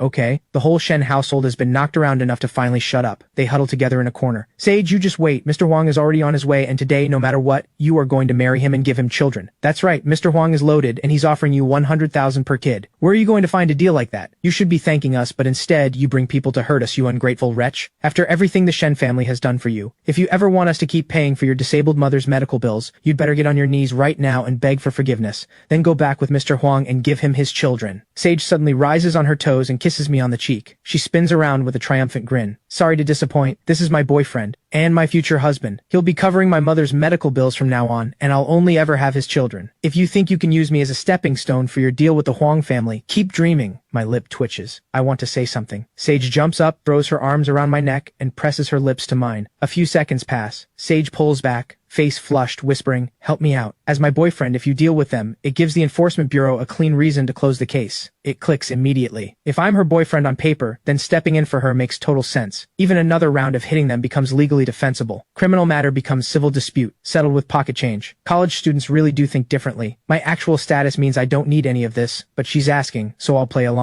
I slide my arm around Sage's waist. One favor, add 500 million to the tab. Sage's eyes go wide, disbelief all over her face. You shameless capitalist, why don't you just rob people? I smile. That's exactly what I'm doing right now. You didn't notice? Sage bites down hard. Fine. She's already decided to latch onto Callum Group, owing 2 billion or 2.5 billion. What's the difference? Deal with tomorrow. Right now, let's enjoy this. Deal. But make it brutal. Crush them completely. If that makes me happy, I'll earn you another 500 million on top. Sage kisses me again. Babe, they've been bullying me, trying to sell me off to some old man to breed children for him. You have to stand up for me. My life has been so hard. Watching Sage's painfully bad acting, I nearly lose it. But 500 million is 500 million, so I play along. What did you say? They actually did that to you? They're going to pay for this. I pull out my phone and hit the emergency alert. Dozens of meters away, 2 teams of bodyguards pick up the signal and converge on the Shen house. Being a billionaire CEO means my bodyguards run round the clock rotating shifts, staying invisible and following me in the shadows. The Shen family waited for Mr. Huang. Instead, they get a wall of men in sunglasses and every one of them starts shaking. I wave a hand. I trust you know what to do. The bodyguards don't need telling twice. They swarm forward and lay into the Shen family. All 4 of them are rolling on the ground, howling in pain, joints dislocated all over their bodies. These bodyguards are specially trained. They know exactly how to hurt without causing serious damage. Once it's done, they reset every joint on all 4 of them. I wave again. scatter and blend in. On command, the bodyguards dissolve into the surroundings, blending into the street. Some chatting, some looking around like tourists. Satisfied? Sage shakes her head. A beating is too easy on them. Do you have something worse? Something that destroys everything they have? I pause. How can someone so young be this ruthless? A deep, burning hatred fills Sage's eyes. Compared to what they've done to me, this is nothing. That man did everything he could to drive my mom out and make room for his mistress. Every single day, a new way to torment us both. My mom nearly died because of him. Just to survive, she had to take me and leave. And after that, the damage she'd taken kept building inside her, worse every year, more painful with every passing year. Last year, an old injury flared up. It triggered a severe brain hemorrhage. My mom became paralyzed. To keep her getting treatment, I swallowed my pride and went back to that house as their servant, their punching bag. You've seen it yourself. The way they hit me, the way they move. It's pure reflex now. And his mistress, along with her children,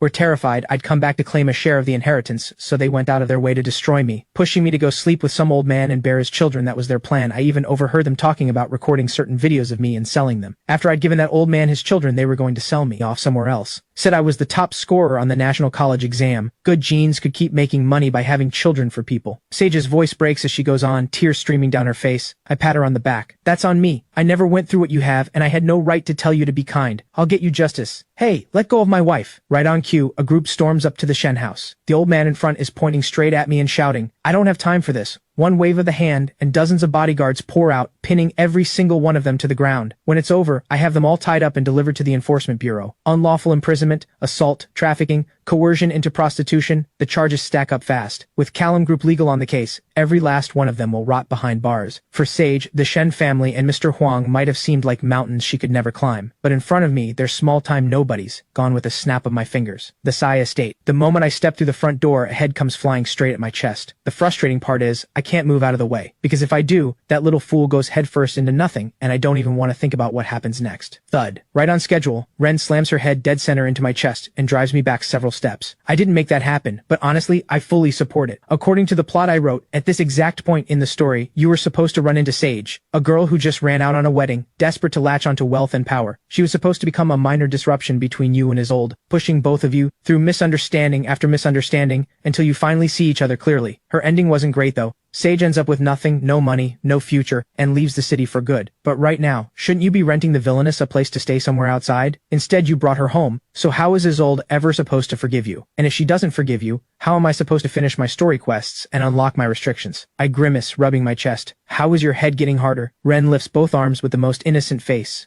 making grabby hands. Serves you right. That's the system punishing you for breaking the plot. Not once have you gotten away with it. I scoop Ren up with a sigh. Sage stares from the side. Wait, this is the girl you mentioned? She's gorgeous, absolutely flawless. I've never seen anyone this beautiful in my life. I keep walking, shaking my head. Maybe the universe got jealous and decided to take her mind in exchange. Ren suddenly presses her nose against mine and sniffs, then turns to look at Sage. Ding! System alert. The main lead's luck energy has been drained by villainous Sage. Player, recover and restore it immediately to prevent the plot from collapsing. Body lock lifted 50%. Duration 3 minutes. Luck energy? Sage kissed me and drained my luck energy? 3 minutes. Move fast! Suddenly, Ren reaches out and grabs Sage, plants a big kiss right on her lips, then spins around and goes straight for mine. Ren's move leaves Sage completely frozen, standing there, cheeks slowly going red. I grab Ren's head and hold her back. Her senses are extremely sharp. She must have caught the scent of your lipstick on me and figured it was something tasty. She just wants a taste. You don't mind, do you? Sage shakes her head, still flushed. No, I get it. I was in a rush back there. It was all for show. Please don't read into it. I smile. No explanation needed.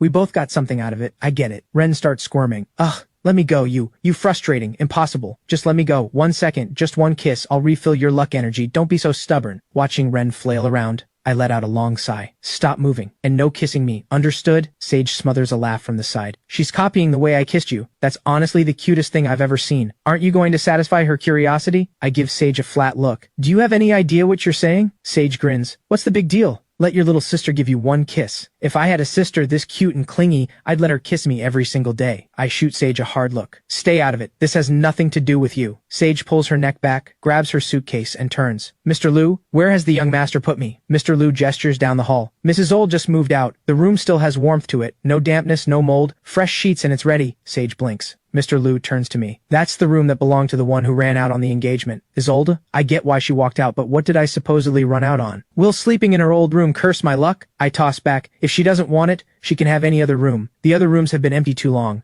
Have someone clean and disinfect them all tomorrow. Sage hears this and immediately snatches up her suitcase, making a beeline for Isolde's old room. This was the room of the former lady of the house. Of course it's going to be amazing. She's not about to turn that down and go sleep in some dusty, forgotten corner. Sure, her whole life has been nothing but hardship, but now that she's latched onto someone with real power, the tide is finally turning. Mr. Liu smiles. Miss Sage is quite the lively one. Warmer than Mrs. Isolde if you ask me. I nod. Someone who spent her whole life fighting uphill. She's built real resilience, and she knows how to make her own light. Pass it down. No special treatment. Mr. Liu bows and takes the order, though in his head he's thinking, you say no special treatment, but she's already been given the master suite. If Miss Sage plays her cards right, she might just become the lady of this house. Ren nearly loses it when she hears that. What do you mean someone raised in hardship is better at making her own light? I wrote Sage as a shallow vain girl who only turned ambitious after growing up poor. A gold digger in training. According to the plot, after running out on her wedding she was supposed to manipulate Callum every chance she got, tearing apart whatever he and Isolde had left, and Callum was supposed to be completely fooled the whole time, only to see the truth too late, ending up on his knees in front of Isolde for 3 days and 3 nights begging for forgiveness. Men really are one-track creatures, every last one of them hopeless. After Mr. Liu leaves, I sit down with Ren in my arms. Ren, I'm your brother, you can't kiss me, do you understand? Ren starts fighting in my arms. Running out of time, you frustrating, infuriating, unlock my speech restriction, stupid system. I give up. Ren never used to be like this. The old Ren was purely simply out of it, drifting through life in a daze, but now she knows exactly how to get under my skin. Maybe it was easier when she was little. I could treat her like a kid, carry her around, tease the little space case for fun. But she's grown now. A few more months and she turns 18. When a girl grows up, she belongs with a husband. Definitely not her brother. With that thought, I dial a number. Mrs. Wang, can you come back? Triple your old salary. You've got grandkids to look after. Bring the whole family. There's more than enough room here. Right, it's because Ren is growing up. I can't look after her the way I used to,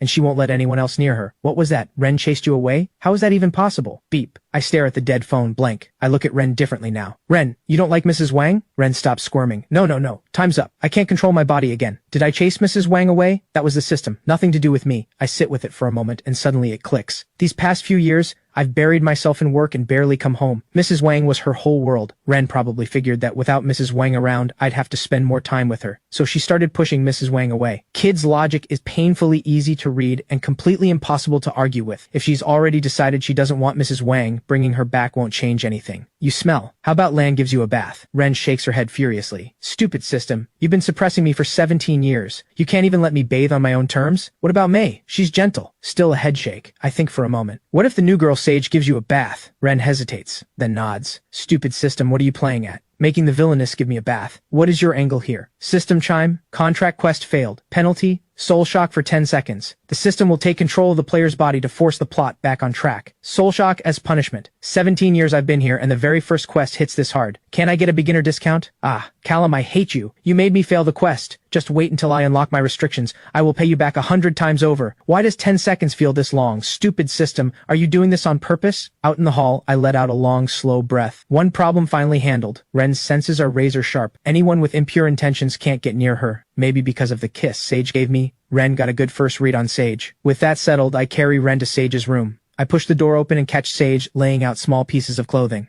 What are you doing in here? Ever heard of knocking? I pause. Next time I will. Could I possibly ask you to give Ren a bath? Since Mrs. Wang left, she hasn't been bathed in days. Sage smiles. Easy. Leave it to me. I give a few quick instructions, set Ren down, and head out. The second I'm gone, Sage runs over, cups Ren's face in her hands. So soft, so cute. Ren knocks her hands away. Don't ever kiss me again. Sage blinks, a flicker of surprise in her eyes. Is that a warning? Do you have feelings for Callum? Ren pauses. No answer. She turns and walks into the bathroom. Something ignites in Sage. She follows immediately. A long while later, both of them step out, Sage holding Ren's hand, eyes shining with curiosity. Come on, tell me, do you have feelings for Callum? You've been playing dumb this whole time, haven't you? You're scared that if he finds out, he'll pull away. Am I right? Ren slowly turns to meet Sage's eyes. Something strange flickers in them. A few seconds pass. Ren, how did I get in here? Wait, no. How did I get in here? Wait, how did we both end up in here? Sage looks at them both wrapped in towels and has no idea what to say. She could have sworn she was just folding clothes, getting ready to bathe, and somehow it's already done. And with Ren ignores everything and walks straight out of the room, then heads upstairs and twists open a door handle. Stupid system, what are you doing? Stop right now! Inside the bathroom, I'm whistling and singing to myself. Just work shampoo into my hair when a figure bursts through the door, flying free across your heart. What the? Ren, what are you doing? I lunge and grab Ren before she goes anywhere. She's barely wrapped in a towel. Ren claws and pulls at me without any care that the towel is slipping. If I weren't holding on so tight, this would be a very different scene. Let go, you big dummy. Tell the system to send back the luck energy and let your precious little sister live in peace. Do you have any idea how much soul shock hurts? Just let it go, you hopeless big brother. There's nothing I can do. I scoop Ren up and get out of the bathroom. I reach for the wardrobe to grab her something to wear, but my hand stills. I end up opening the door and calling down to the floor below. Sage, get up here! Sage has no idea what's happening. She takes a couple of steps on instinct, then stops herself. This is the SI estate, and even though it's the private interior, staff other than the head butler aren't allowed in, and she's definitely not about to run around in just a towel. Sage, why aren't you up here yet? Hearing me call again, Sage throws caution out and runs upstairs. When she opens the door and sees me, barely covered, holding a wildly thrashing Ren, her face goes red, heart pounding. She's never in her life seen a man like this, and for some reason she can't quite look away. Stop staring, just grab her! Sage snaps out of it and rushes over to wrap her arms around Ren. I break free, throw on a robe, and pull a dress from the wardrobe. Listen, every master bedroom in this house has a wardrobe, each one stocked with clothes for Ren. Next time you bathe her, make sure she's dressed before you leave. If something like this happens again, you're done here. Sage looks around the room, takes in Callum's hair still full of shampoo suds, and suddenly it all makes sense. Ren must have gone upstairs looking for Callum, crashed right into the bathroom and scared him half to death. Having a handful like Ren for a sister, even a billionaire CEO must have his hands full. Got it, young master. I'll be more careful next time. I hear that and head downstairs to the first floor master suite. Sage settles Ren onto the bed and gets her dressed. Inside, Ren is cracking up. Stupid system. You think you're so impressive? You can't pull it off in 10 minutes, but you give me 3, and when I fail, you shock me. Shouldn't you shock yourself for a full minute? Ding. Player detected as incapable. Unable to complete future story quests. System unbind initiated. Unbind progress. 99%, 98, 97, 95. Special notice. Upon system unbind, host body will shatter. Player's soul will disperse. No rebirth, ever. The laughter in Ren's mind dies instantly. Back when she was still in the real world, cramming for the national college exam, grinding through practice tests day and night while working part-time jobs to survive, she died young, drowned in a sea of knowledge, and her soul was reborn inside the very novel she had written. But the extra soul disrupted the world's rules, and she was locked up by the system the rules had formed. It wasn't until yesterday, when Isolde ran out on the wedding, that the story finally began to move. Once all the main story quests are completed,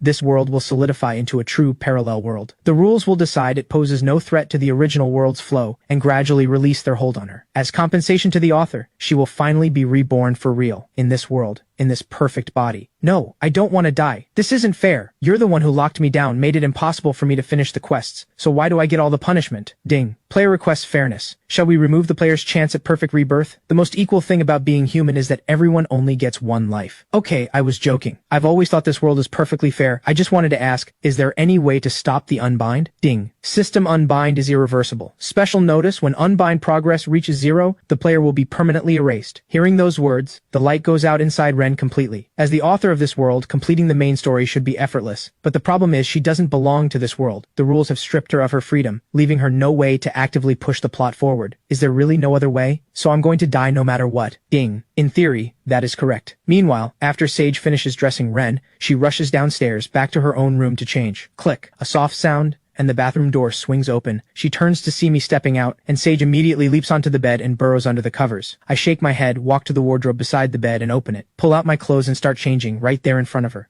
Can you please go change somewhere else? Sage's face burns red, heart going a mile a minute, hands pressed hard over her eyes. I shrug. You can close your eyes, or pull the blanket over your head. Also, your fingers are very slender, quite a few gaps between them. Sage wants to sink into the floor and dives under the blanket. I glance at Sage's open suitcase. Everything inside is clean, but washed so many times the color's nearly gone. Some pieces held together with patches. You're about the same build as Ren. Her wardrobe has new clothes. You can borrow some. They're all things she likes, and if she sees you wearing them, she might warm up to you faster. If you can take good care of Ren for me, I'll cancel every cent of what you owe. Sage pokes her head out. Really? I turn. Of course, I don't say things I don't mean. Something catches Sage's eye. Ah, you creep! Sage dives back under the blanket. I have no idea what just happened. Seriously, are you kidding me? I'm not exactly exposed here. I mutter, grab my shorts and leave. The door clicks shut. Sage bolts upright. You're the crazy one. Your whole family is crazy. Then she realizes she's completely bare and dives back under the covers. As she hunts for something to wear, Sage's eyes land on her own open suitcase and she stops. He saw all of that. Was that pity? He could have just handed me new clothes outright. Instead, he made up a reason to share them. But then again, Isolde must be out of her mind. How do you walk away from someone like him? Wait, why am I even thinking about this? Sage shakes her head hard, opens the wardrobe and pulls out a brand new white nightgown. Clean lines, fabric soft as silk against the skin, stitched with real care. Sage smiles to herself, slips it on. She's made her choice. She's latching on, so she might as well do it right. She'll pay it all back double someday. The next morning I wake up and Ren is nowhere in sight. I breathe easy. Last night, Sage and I worked together and finally got Ren to agree to sleep in Sage's room from now on. No Ren crashing in here means the plan worked. Ren is slowly warming up to Sage, and an easier life is just around the corner. For one brief moment, I feel genuinely at peace. After breakfast, Sage climbs into the car with me. First, I want to learn everything about how your company runs. Then I'll put together a study plan so I can actually be useful to you someday. I nod, satisfied. You're the most dedicated grunt worker I've ever seen. Lucky timing. Reeves' wife just had a baby, so his spot is open. Fill in for him and get up to speed on every part of the business. By the time he's back, your school break will be over, and you'll head back to class. Sage flushes and squirms. Isn't that a bit much? A female college student as your personal assistant? I roll my eyes. Who said anything about personal? Go get your head checked. I'll pay for that too. Sage drops her head. Walt drives smooth and fast. At Callum Group headquarters, I have Reeves send out an announcement placing Sage as temporary assistant. And just like that, Sage's life of unpaid grunt work begins, with exactly zero pay. 2 hours in, Sage is completely lost. She never imagined one assistant could be responsible for this much. How did Reeves survive this job? Well, she doesn't know that Reeves couldn't handle it all either. He just knew how to delegate instead of drowning alone. Assistant Sage, there's a situation in HR that needs your attention. She barely sits down for a sip of water, and someone else is already running over to find her. Why can't any of you handle anything on your own? What does the boss even pay you people for? Sage is running on empty and doesn't hold back. The HR staff member hesitates. We have someone here for an interview today. She's the CEO's former fiancé. We don't know how to handle it. Sage spits out her water. Isolde? She's here for a job interview? Is she serious? The HR staff shrugs. Maybe. Because you'd have to be out of your mind to walk out on that wedding. The boss is young, good-looking, and loaded. The dream guy of pretty much every girl out there, the perfect catch, and she just threw it all away. The moment Sage hears it's Isolde, something lights up inside her. Her back pain? Gone. Tired legs? What tired legs? Take me to her right now. I'm personally running this interview. In the interview room, Sage looks across the table at the stunning woman sitting there. You're Isolde? Isolde gives a slow nod, eyes dropping to Sage's name badge, then scanning Sage's outfit. Something shifts in her expression. You're Callum's new assistant? Sage smiles lightly. Temporary. What position are you interviewing for? Isolde bites down. Why are you dressed exactly like Ren? Is this some cheap trick to get closer to Callum? Sage blinks and smiles. Sharp eyes, Mrs. Isolde. But you've got it wrong. Callum gave me these clothes himself. He said if I dress like this, Ren will feel more comfortable around me. At that, Isolde fixes her gaze on Sage, a flash of something dangerous in her eyes. I'm warning you, keep your distance. He is not someone you get to want. Something rises in Sage too. She can't help it. I'll manage just fine, thanks. Oh, and that bed of yours? Incredibly soft. Isolde is on her feet in an instant, glaring. What did you just say? You slept in my bed? Sage holds her gaze. Did I stutter? I'm living in your old room. Yesterday he showered in my bathroom and changed in front of me. Isolde's eyes go red. Her jaw locks, teeth grinding. I have been with him for 20 years and we never even...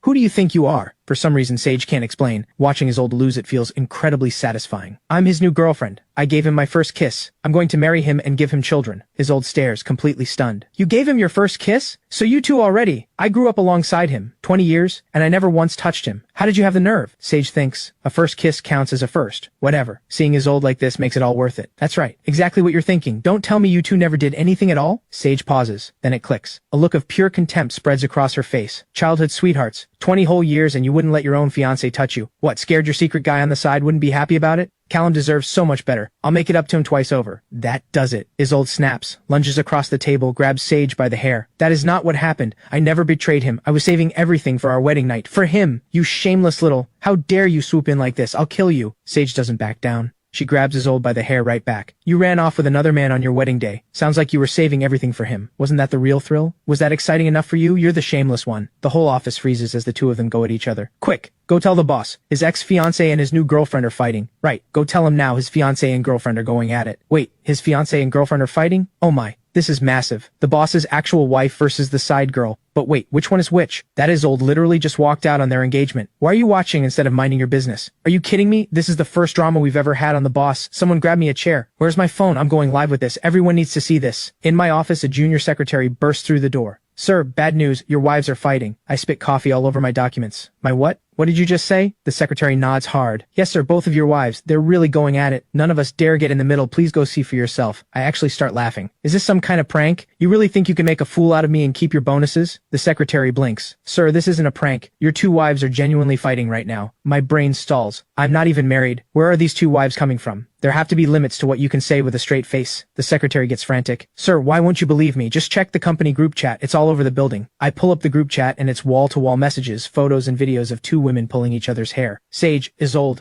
How did they end up fighting? The secretary shrugs. Obviously fighting over you, sir. My head is splitting. You just lost your bonus. I'm already heading to HR at full speed. 10 minutes later, I march two completely disheveled women into my office. Which one of you wants to explain this to me? I'm not even angry. I genuinely cannot understand why these two went at each other. Did they have some history? They're both students at Tianhai University. Isolde a sophomore, Sage a freshman. Did something happen between them on campus? If this doesn't get resolved and they fight again at school, a disciplinary hearing is the last thing anyone needs. Isolde lifts her head, voice thick with hurt. Why did you put her in my room and let her wear Ren's clothes? I pause. Let's get something straight. That is my house. Who stays in it is entirely my call. And those clothes are brand new. Ren has never worn them. I may be careful with money, but I don't give people hand-me-downs. Sage chimes in from the side. Exactly. Callum likes me. I can live wherever he says, so what's it to you? Isolde's eyes fill with tears. You like her. You don't want me anymore, do you? I've been trying so hard to make things right with you. Why won't you give me one chance? Can't you wait for me? My brain is total static. I cannot follow a single word they're saying. Whatever happened between you two before, starting right now, no more fighting. Can you both agree to that? Sage doesn't answer. On impulse, she launches herself into my arms, steals a quick kiss.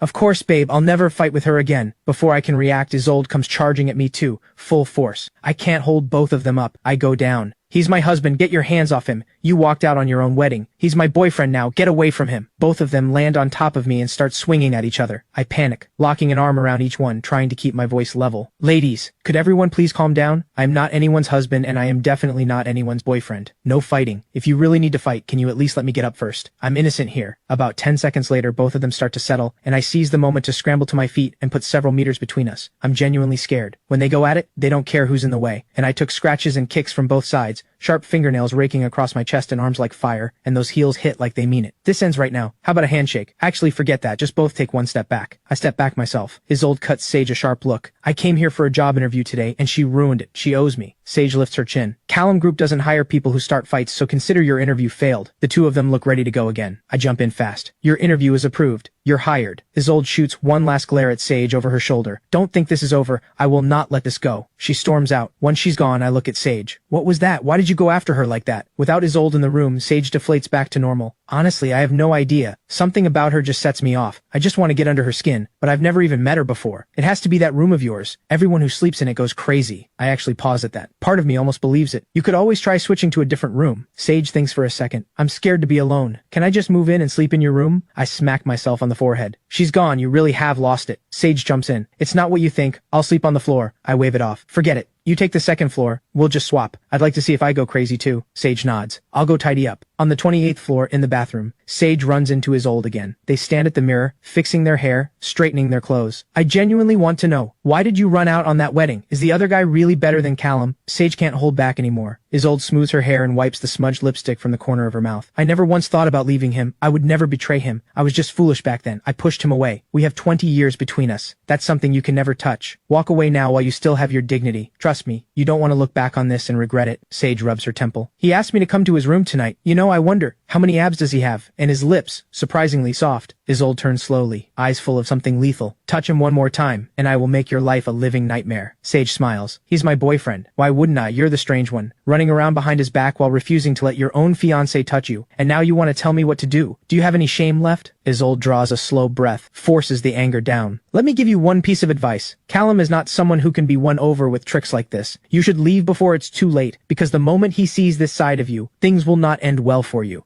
Sage doesn't even blink. Sharp? Me? I was just stating the facts. You humiliated her like that. I'm just helping her put you in your place. I'm younger than you, cleaner than you, and just as pretty. Once he finds out, he'll choose me, no question. You were always the one who should leave. Isolde bites down hard and tucks away her makeup bag. We'll see. Sage shrugs.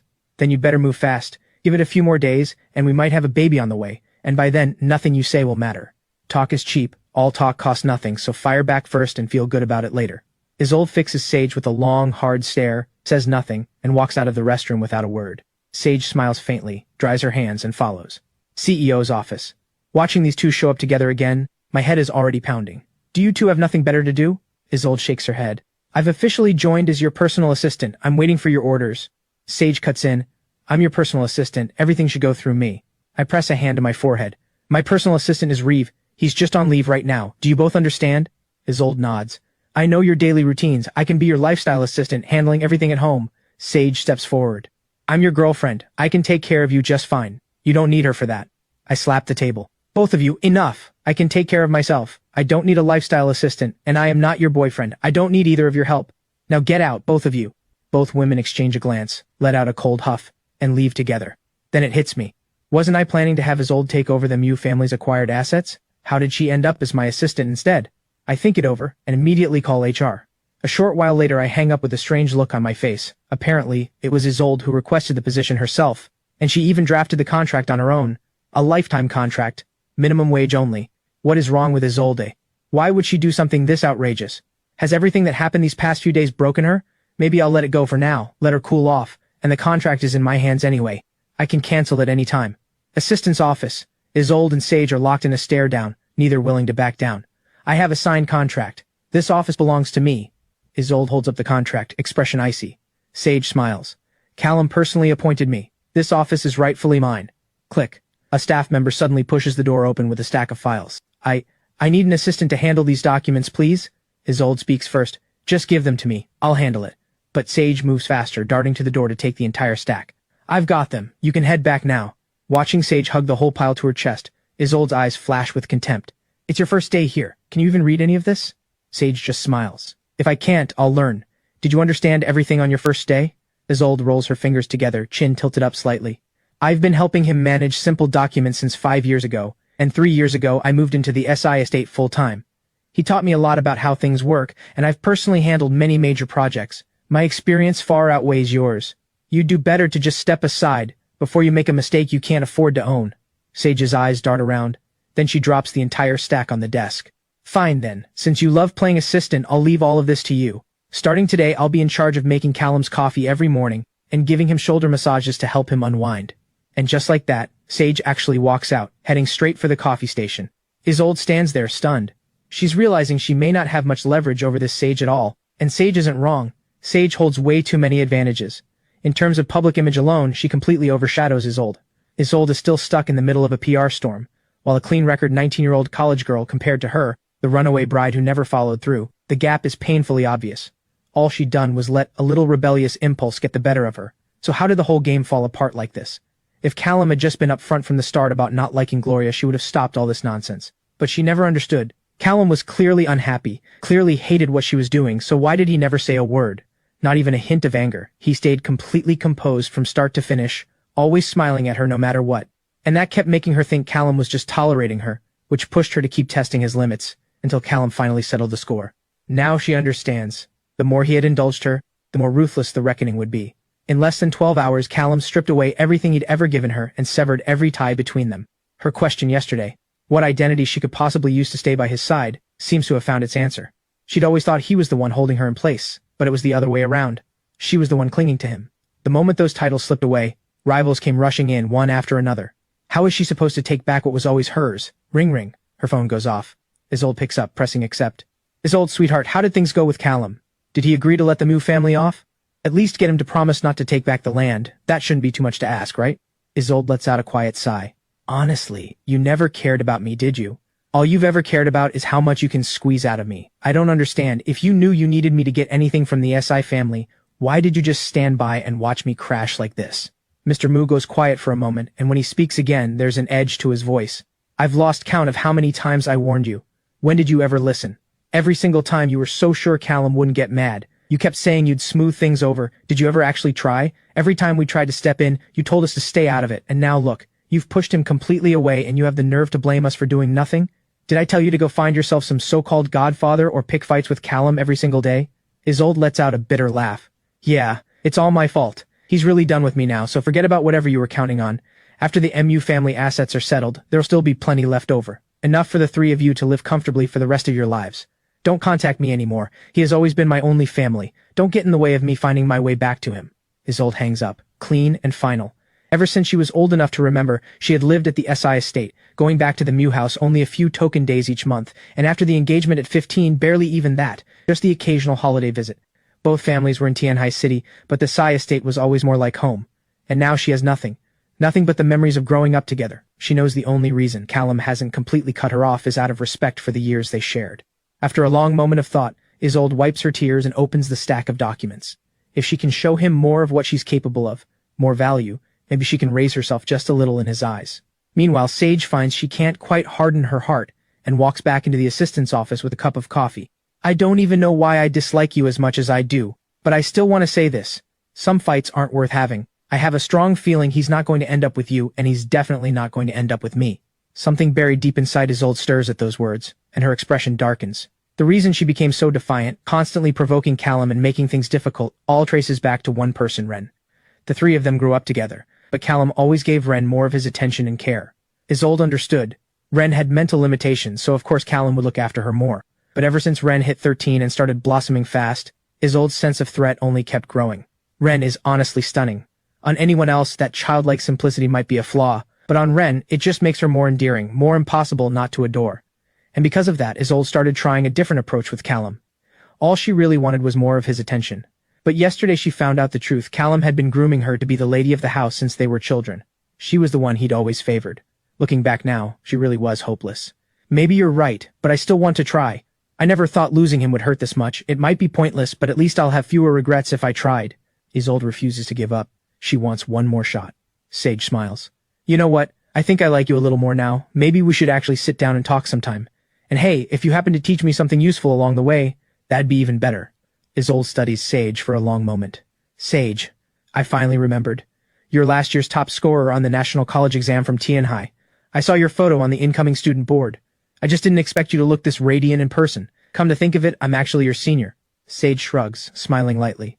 I just remembered too. Senior Isolde, the real academic star of Tian High University, and the campus beauty queen no less. I just don't get it. How did someone like you end up here? Isolde shakes her head. I finally understand what that saying means. The ones who are loved feel fearless, and those who can't have what they want are always restless. If you want to learn, stay. I'll teach you. But my condition stands. Don't go after him. Sage hesitates, then nods, because right now, paying off her debts is her top priority, and she doesn't have strong feelings for Callum anyway. They've only known each other for a day, and her whole standoff with Isolde was just a random brain fart. Meanwhile, at the SI estate, Ren, crouching in the grass chasing bugs, suddenly freezes. Ding! Plot deviation detected. Unbind progress increased by 10%. Current unbind progress, 85%. How is this happening? Ren is completely lost. Did the plot shift again? I'm done for, I'm so tired, just let the world end. Then Ren's eyes roll back, and she faceplants straight into the grass, out cold. Club Mize, very important person lounge. I'm slouched on the sofa, completely bored out of my mind. Sure, closing a small deal somewhere like this? That I get. But the reason I'm here today is to negotiate with FU Group, a deal worth hundreds of billions, and the man across from me is one of the sharpest in the younger FU generation, Felix Fu. This guy looks maybe 2 or 3 years older than me, and like me, he's one of Tian High City's distinguished young leaders, both of us representing billion-dollar empires. The difference is, I inherited a few billion from the SI family to start with, but everything I've built to this scale, every bit of it, I built from the age of 10. Felix got here by inheriting. The Fu family has more money than the SI family, sure, but everything I, Callum Sai, have is truly mine. And the Fu family? Lots of people, lots of complications, can't help it, that's just how it is when money flows easy in this world. Besides, I'm basically playing on cheat codes, reincarnated with my past life memories intact. I took a few things from my previous life and brought them here. That's what you call operating on a completely different level. Hey, young Master Sai, why aren't you drinking? Maybe it's because I look bored, because some rich kid nearby slides over to join me. I smile. I'm allergic to alcohol. You all enjoy, don't worry about me. The moment they hear that, the others completely lose interest in me. Fair enough. Round after round they drink themselves completely wasted, then get safely packed into their respective cars by bodyguards and drivers, leaving just me and Felix behind. Mr. Fu, the drinks are winding down. Shouldn't we get to business? Felix is a little tipsy, and waves a hand saying, working with you would be an honor for FU Group. But the profits split. I think it needs adjustment. We at FU Group. He trails off. Long story short. Not satisfied, not signing. I shake my head, resigned. Felix really is a talented businessman, worthy of the empire he inherited. But he's still too young, lacking long-term strategic vision. My proposal is built around returns 5 years out. Felix can see maybe 3. For someone in his mid-20s, that's genuinely impressive. Not everyone can be like me, carrying 30-plus years of business experience at 20. If Mr. Fu doesn't see value in this project, I'll have to look elsewhere. Over in Huzhou, there are a few firms with the same technology. I'll swing by when I have time. Enjoy your evening, Mr. Fu. I stand and head for the door. Honestly, the way I'd imagined this, Fu Group should have been the one coming to me. What a shame. Felix grabs my arm. Wait, I think there's still room to talk. I shake him off. I don't think Mr. Fu has the capability or the vision to handle a project of this scale, so I'd rather find a more suitable partner. Felix gets to his feet, swaying slightly. This is the first collaboration between SI Group and Fu Group. You may be powerful, but you rose too fast. Your network doesn't come close to ours. If our two families work together, SI Group gains more in the long run. Why get hung up on pocket change, Mr. Sai? I laugh internally. Pocket change, he says. $100 billion investment, with future returns well past $500 billion, and he calls that pocket change. I've been giving Felix way too much credit. If Mr. Fu still wants this deal, then my new terms are simple. Fu Group gives me an additional 30% on top of the original offer. Otherwise, we're done talking. Felix hesitates. This particular deal was a non-negotiable demand from his family. The board had already signed off. He just didn't expect Callum to be younger than him, and yet so much more ruthless. 10% at most. Any more and Fu Group takes a loss. I break into a grin. Mr. Fu, generous as always. Then it's settled. I'll have the updated contract delivered to you tomorrow. Felix stares, realizing he's just been played, but there's nothing he can do. He was the one who tried to lowball SI Group first, got countered, and honestly, he deserved it. Then suddenly, Felix's head starts spinning, and his whole body starts burning up. Mr. Sai, did you drug me? I also start to notice something's off. I do a quick check on him. Mr. Fu, that's quite an accusation. Even if Fu Group is bigger than mine, if I actually wanted to take you down, do you really think I'd need something this dirty? What you should be doing right now is calling the police and thinking about who you've crossed lately. Felix shakes his head hard, grabs my shoulder to steady himself. Can't call the police. If this gets out, Fu Group's reputation takes a hit. Can you help me out? Just get me through this and the contract terms are all on the table. I think it over quickly. Felix is the face of the Fu family. If word gets out that he was drugged at a club, Fu Group stock will tank. Conservatively, a loss in the hundreds of millions, maybe billions, easy. And if I help him bury this today, that's leverage in my pocket going forward. That's a calculation I'm very willing to make. I'm just about to agree when a woman bursts through the door. The VP had too much to drink. I'm a friend of his. Let me take him. She even shoves a stack of cash in my direction. I blink. This woman just mistook me for a waiter. But isn't the timing a little too convenient? Felix gets drugged and a woman shows up immediately after? Is this some kind of setup? Though honestly, a billionaire CEO as good-looking as Felix having women come after him is completely expected. And if a kid comes out of this, well, that's even more interesting. With that thought, I change my mind on the spot, pocket the cash, and smile. If you're a friend of Mr. Fu's, then I can leave him in good hands. Just remember my cut once things go smoothly. The woman's face drains of color. Who are you? How do you know? I just shake my head and hand Felix over. Take him. I'll collect what I'm owed when the time comes. We both get what we want, you know what I mean. The woman glances at Felix, then back at me, and something in her eyes hardens. Fine. I'll remember you. Once it's done, you'll be well rewarded. I wave her off with a grin. Go now. Any longer and you might actually kill the man. She startles and rushes out supporting Felix. Once everyone's gone, I follow them out and watch as Felix gets led into the restroom at the end of the corridor, and then the woman bolts. I'm genuinely confused. She just got him into the room, so why did she run? She's not trying to kill him, is she? But this guy just agreed to sign. If he dies here, that's a loss I can't afford either. I head over to check, and right as I reach the door, I see Felix staggering out on his own. Mr. Sai, save me. Every hair on my body stands on end. There is no way I'm getting involved in something like this. Better to call the police and get him to a hospital and clear my own name while I'm at it. Excuse me, sir. I'm here to clean the restroom. A pleasant voice comes from behind me. I turn around and see a girl who looks about 18 or 19 in a staff uniform, holding a mop and cloth. Felix has clearly hit his limit. Eyes glazed and fixed on the girl, he lunges. I move fast, grabbing Felix by the collar. That's not happening. Touch her and it's a crime. If you go through with it, I become an accomplice. The girl jumps back in fright and ducks behind me. Sir, is he drunk? I think for a moment. He was drugged. Do you know anyone in this club who arranges that kind of thing? She blinks, then shakes her head. Today's actually my first shift. I don't know where to find that, but I can ask my coworkers if you'd like. No need to ask anyone. I'm his fiancée. I'm here to take him home. Right as that's said, the first woman reappears, this time with another woman behind her. It all clicks. The first one was the wingman, the one who slipped in the drug. This new one is the real target. But I've done my research on Felix. He doesn't have a fiancée.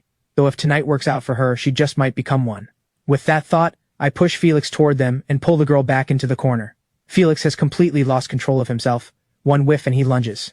The self-proclaimed fiancé boldly leads Felix into the restroom and locks the door behind them. Shortly after, sounds start coming from the room that leave nothing to the imagination. I'm grinning like a flower. The cleaning girl tugs at my sleeve, face bright red. Is he going to be okay? Should I still go in to clean? I blink, then recover quickly. You're still thinking about cleaning right now? Do you have any idea who just went in there? Whether he's okay or not, that's not the issue. You, on the other hand, might be in serious trouble. The girl startles. What does this have to do with me? I'm just a cleaner. I shrug. Because you saw something you weren't supposed to. Best case, you get fired and run out of Tianhai City. The girl goes pale. Then what's the worst case? I smile. They make sure you can never talk. Her legs give out at that. She's just a student, picking up some part-time work over the break to cover tuition and living expenses. How was she supposed to know she'd walk into something like this? Sir, I really had no idea this would happen. Please, please help me. I don't want to die. I catch her before she falls. Relax. I was messing with you. A woman bold enough to set up Felix like that clearly has serious backing. Yes, you stumbled into this, but outright silencing you probably isn't realistic. More likely they'd just push you out of Tianhai City or pay you to keep quiet. That does not help. The girl's legs buckle even more. Felix Fu, billionaire CEO of Fu Group, drugged by a woman, and I watched the whole thing unfold. Anyone gutsy enough to drug Felix Fu wouldn't think twice about getting rid of one little cleaning girl. Sir, please help me. If you were drinking with him, you must be someone important. You can protect me. I don't want to die and I don't want to be forced out of Tianhai City. I put a hand out and pull her to her feet. Let's get out of here first. No point ruining the moment inside. The first woman steps out and blocks our path. You lowlife, I told you to take the money and walk, you didn't. And now you think you can threaten me? You're not walking away from this. I frown. She's reasonably attractive, dressed head to toe in designer labels, clearly educated. So how does she open her mouth like this?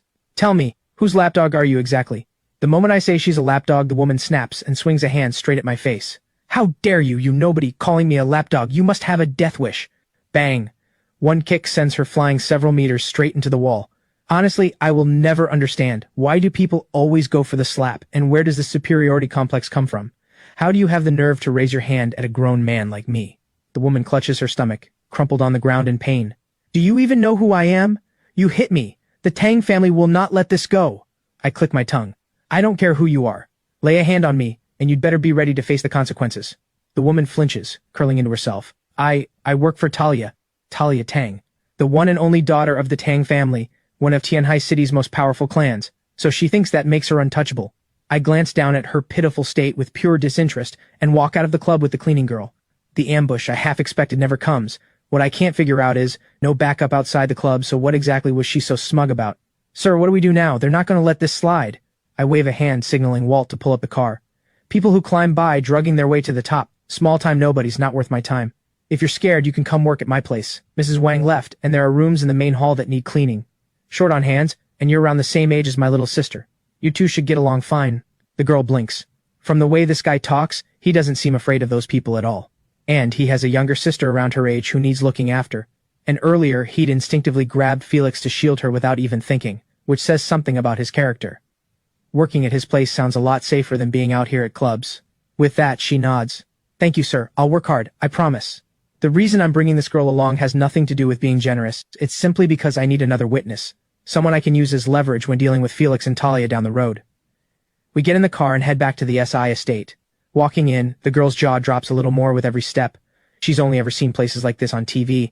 The layout of this estate matches the one she saw in the news. The home of Tianhai City's richest man, the youngest billionaire CEO in Tianhai City, the most feared business mogul, the boss known for paying his people the most. Are you... Wait, Mr. Sai? The legend of Tianhai City. The youngest business mogul in the game. I smile.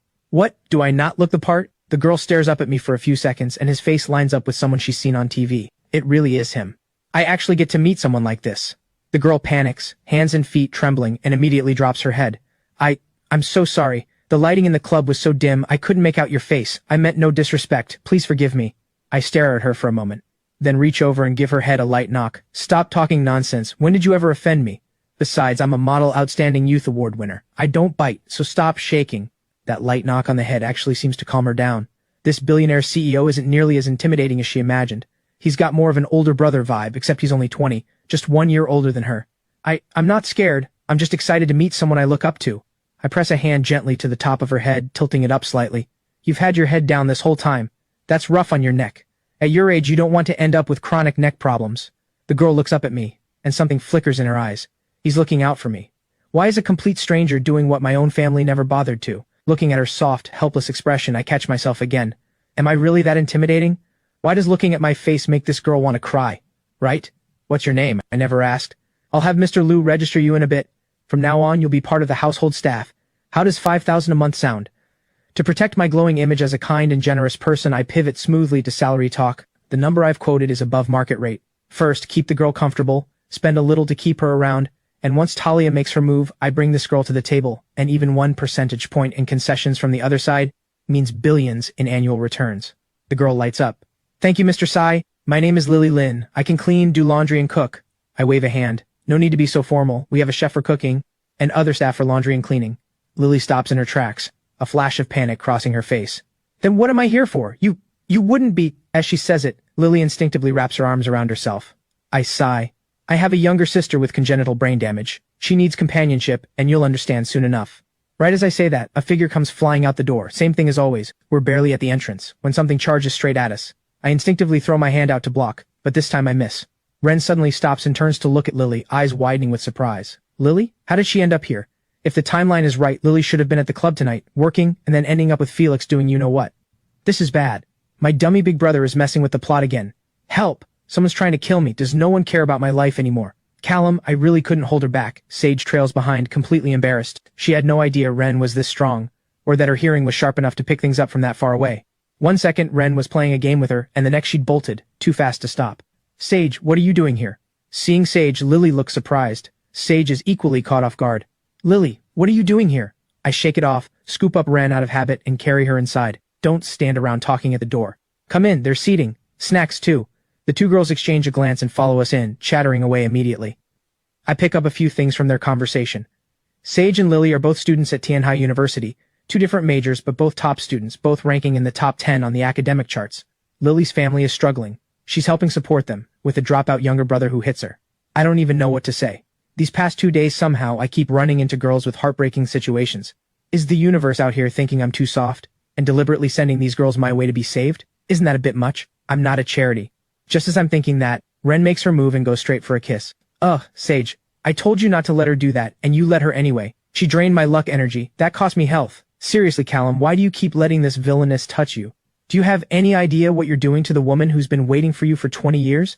Stupid system. Does this luck energy really have to be topped up like this? I grab Ren and hold her back. Sage, get her away from me. Sage just shrugs. I wouldn't dare. If I do that, she'll hate me. You're a grown man. What's the harm in letting her get one little kiss? It's not going to kill you. I frown, voice edged with reluctant frustration. It's not the same. She's grown up now. She's not a little kid anymore. Lily has no idea what's going on, watching them with total confusion. What is happening right now? Sage quietly fills her in. Once Lily understands, she speaks up. Actually, I think Mr. Sai has a point. Ren is very curious by nature, so it's even more important to help her understand boundaries. Otherwise, this will keep happening. We could try guiding her gradually, help her build a healthier sense of— Lily hasn't finished the sentence when Ren swings her head around and locks eyes with her. Who do you think you are, main lead, butting into everyone's business? You think I need you to guide me? If I don't top up my luck energy today, I'm going to get soul-shocked again. And just because you're the main lead, doesn't mean you can mess with me. If you cross me, I'll come for you. Stupid system, do something to her. Lily's mind goes completely blank, and after a pause, she tries again.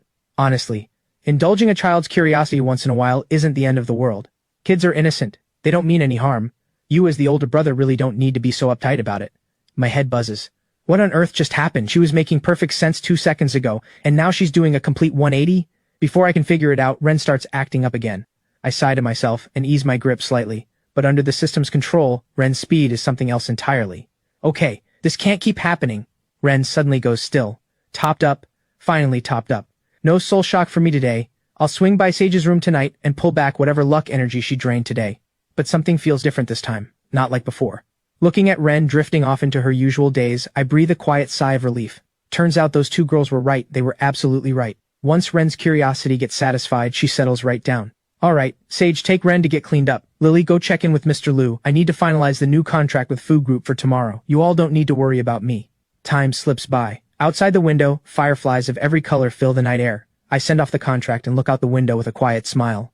Technically, a property at this level shouldn't have fireflies, let alone this many different kinds all at once. But with Ren around, normal rules don't really apply. Actually, this closeness to nature reminds me of home from my past life. A struggling small business, barely better off than the average person, eating and sleeping however the day allowed.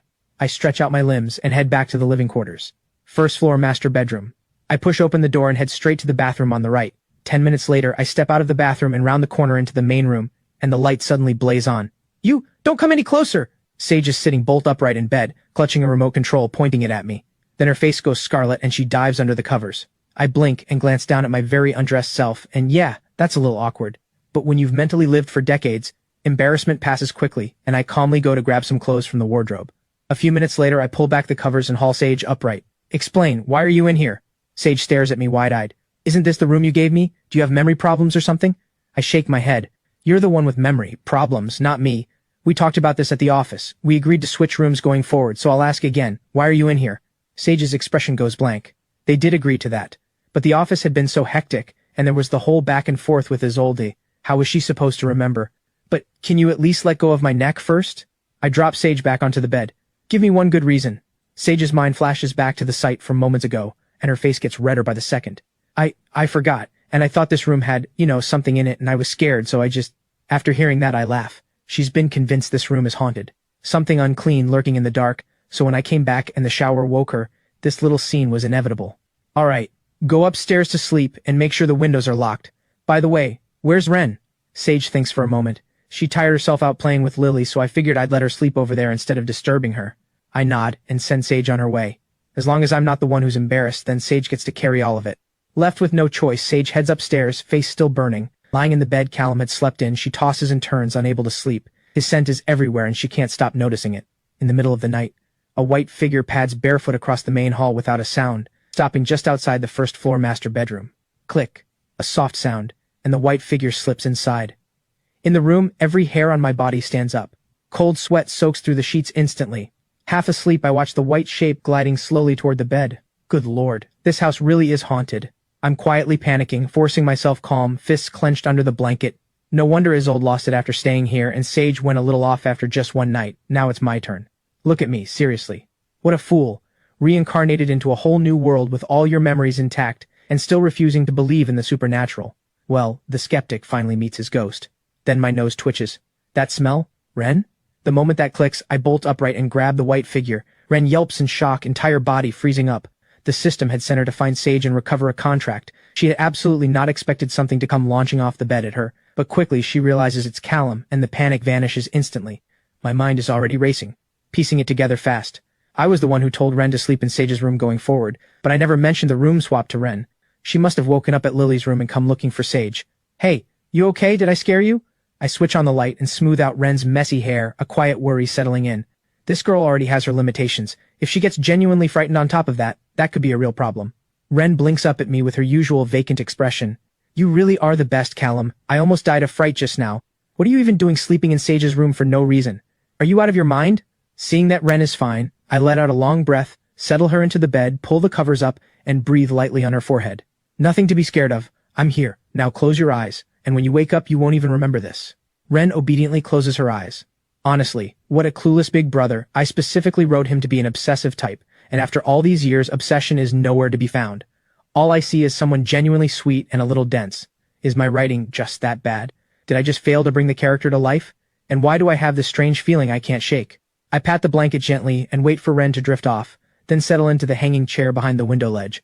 This chair was installed 3 years ago, when Isolde moved in. She'd asked for it, saying it was the perfect spot to soak in the moonlight and morning sun, though after that she barely came back at all. The chair looks almost brand new. The people of yesterday, you can never get them back. Crack! At the abandoned factory on the east side, Isolde snaps back the whip and yanks the cloth from Gloria's mouth. This is what happens when you try to run. I've told you so many times, why won't you ever listen? Gloria's body is covered in welts. She lets out a hollow laugh. My fault for being blind enough to ever agree to work with a freak like you. No wonder Callum walked away. Who could put up with someone like you? Isolde's eyes go cold. If you hadn't kept stirring things up, my rebellious streak never would have gone this far. Without you, I'd be the lady of the Sai estate right now, the most respected woman in Tianhai City. All of this is because of you. Crack. Isolde loses her temper and brings the whip down again. Gloria grits her teeth and takes it. No, you did this to yourself. Every time I told you to patch things up with Callum, I meant it sincerely. But your own biases wouldn't let you hear anyone speak well of Callum in front of you. Deep down, you'd already decided Callum was the villain. Rotten to the core, you twisted every honest word I ever said to fit that story. You are the sick one. A self-absorbed control freak who lives in her own manufactured reality, who never once saw other people as real. What gave you the right to make me your accessory? I am not your property. I am a person. A real, living, human being. Isolde's eyes go wide, and she fires back. That's not what I did. I just saw that you were both people in difficult situations. I helped you earn money, and in return you helped support me and Callum emotionally. That's a fair exchange, a fair deal. What's wrong with coming into the SI family with me? He lost his parents when he was little. By his early teens he was already holding up an entire family empire, and on top of that looking after a sister who can't care for herself. He has it so hard. Why wouldn't you want to give him a little sense of home and warmth? If he had siblings, would he really have to carry so much alone? Gloria stares at her, completely breaking down inside. How does a human being even say something like this? So because he has it hard, I'm supposed to walk in and give him warmth and a sense of home? He's sitting on a fortune and never gave me a single cent. He doesn't have brothers, and has to look after a sister with brain damage. So what does any of that have to do with me? Isolde, enough. Haven't you ever stopped to wonder why every single plan you cooked up against Callum has failed without exception? Isolde laughs coldly. Because he doesn't care about me as much as I imagined. I figured that out a long time ago. Gloria's lips curl, and she lets out a sharp laugh. You are so pitiful. You fool. You will never actually know the real reason. Isolde goes still for a moment, drops the whip. Tell me, I might be willing to go easier on you. Gloria's mind works fast. Her life depends on it. Wake up, Isolde. The reason you keep failing, it isn't that he didn't love you enough. It's that you didn't love him enough. You thought I could be your puppet, pulled in whatever direction you wanted. Do you honestly think Callum is any different? From the moment we signed that agreement, from the day you brought me to meet him, he had already decided not to love you, because you are not someone worthy of being loved. You are not right in the head. Someone who hides behind the mask of love. Every time you couldn't have what you wanted, you never dared get angry at him, never dared question him, so you made me the substitute you took it out on. After beating me, tormenting me, you'd feel guilty and torment yourself. You sent me to kneel at sacred sites across the country to pray for him. Thinking that would somehow wash away your guilt, you are nothing but a self-deceiving freak, and it is pathetic. Crack. Isolde snaps, and slaps Gloria hard across the face. Shut up. That's not how it is. You don't know how much he loves me, and you have no idea how much I love him. I can't even bring myself to raise my voice when I talk to him. How could I possibly confront him or hurt him? It was an honor for you to take the punishment meant for him. I gave you food, clothing, lent you so much money. All of it his money. Used to send you out praying for his health and safety. What exactly is wrong with that? Gloria completely loses it inside. This woman is genuinely terrifying. She has to find a way out. Gloria is absolutely certain this unstable woman will kill her just to make things right with Callum. That's garbage. If you actually loved him, I would never have existed in this picture. He does love you. That part is real. The wild energy in Isolde begins to slowly fade. You said he loves me? You're not lying to me? Seeing that her words are landing, Gloria breathes a quiet sigh of relief. Yes, he loves you. He always spoiled you, and even now he still can't fully let go. Have you ever thought about this? Why is it that all these years Callum has never had another romantic interest? Someone as brilliant and magnetic as him, wherever he went, women would have come running, but he turned every single one of them away for you. He is someone with real integrity and a genuine sense of responsibility, and you wasted all of that. But the good news is he still has deep feelings for you, and if you let me go right now, I can show you how to win back his favor. The wild look in Isolde's eyes pauses, and quickly shifts back to something controlled. You actually have a plan? Gloria spits out a mouthful of blood. Let me go, and I'll find a way to bring him back to you. Isolde reaches behind her back, pulls out a dagger without a second thought, and drives it into Gloria's shoulder. First, one arm out of commission. If you try to fool me, you won't survive it. Gloria bites through the pain, mind already calculating. You two have years of history together, don't you? And you already know he would never just leave you to die. So let's stage something, a setup where all the blame lands on me. Once Callum finds out it was me manipulating you this whole time, he'll forgive you. I'll stir things up, put you both through a near-death experience, and he'll come running back to you. Isolde's eyes light up.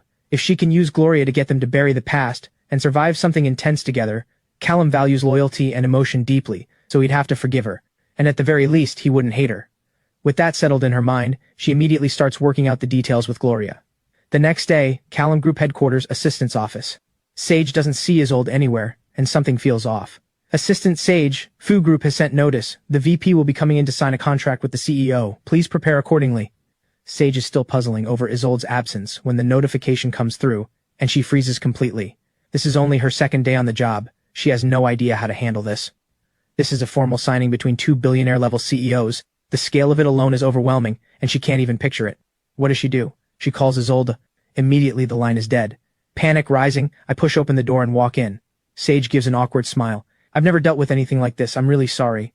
I shake my head. It's just a contract signing. Find a quiet space, have tea ready, that's it. Callum Group doesn't bow to anyone in this city. Got it? Sage nods slowly, still processing. She's a 19-year-old student. How would she know any of this?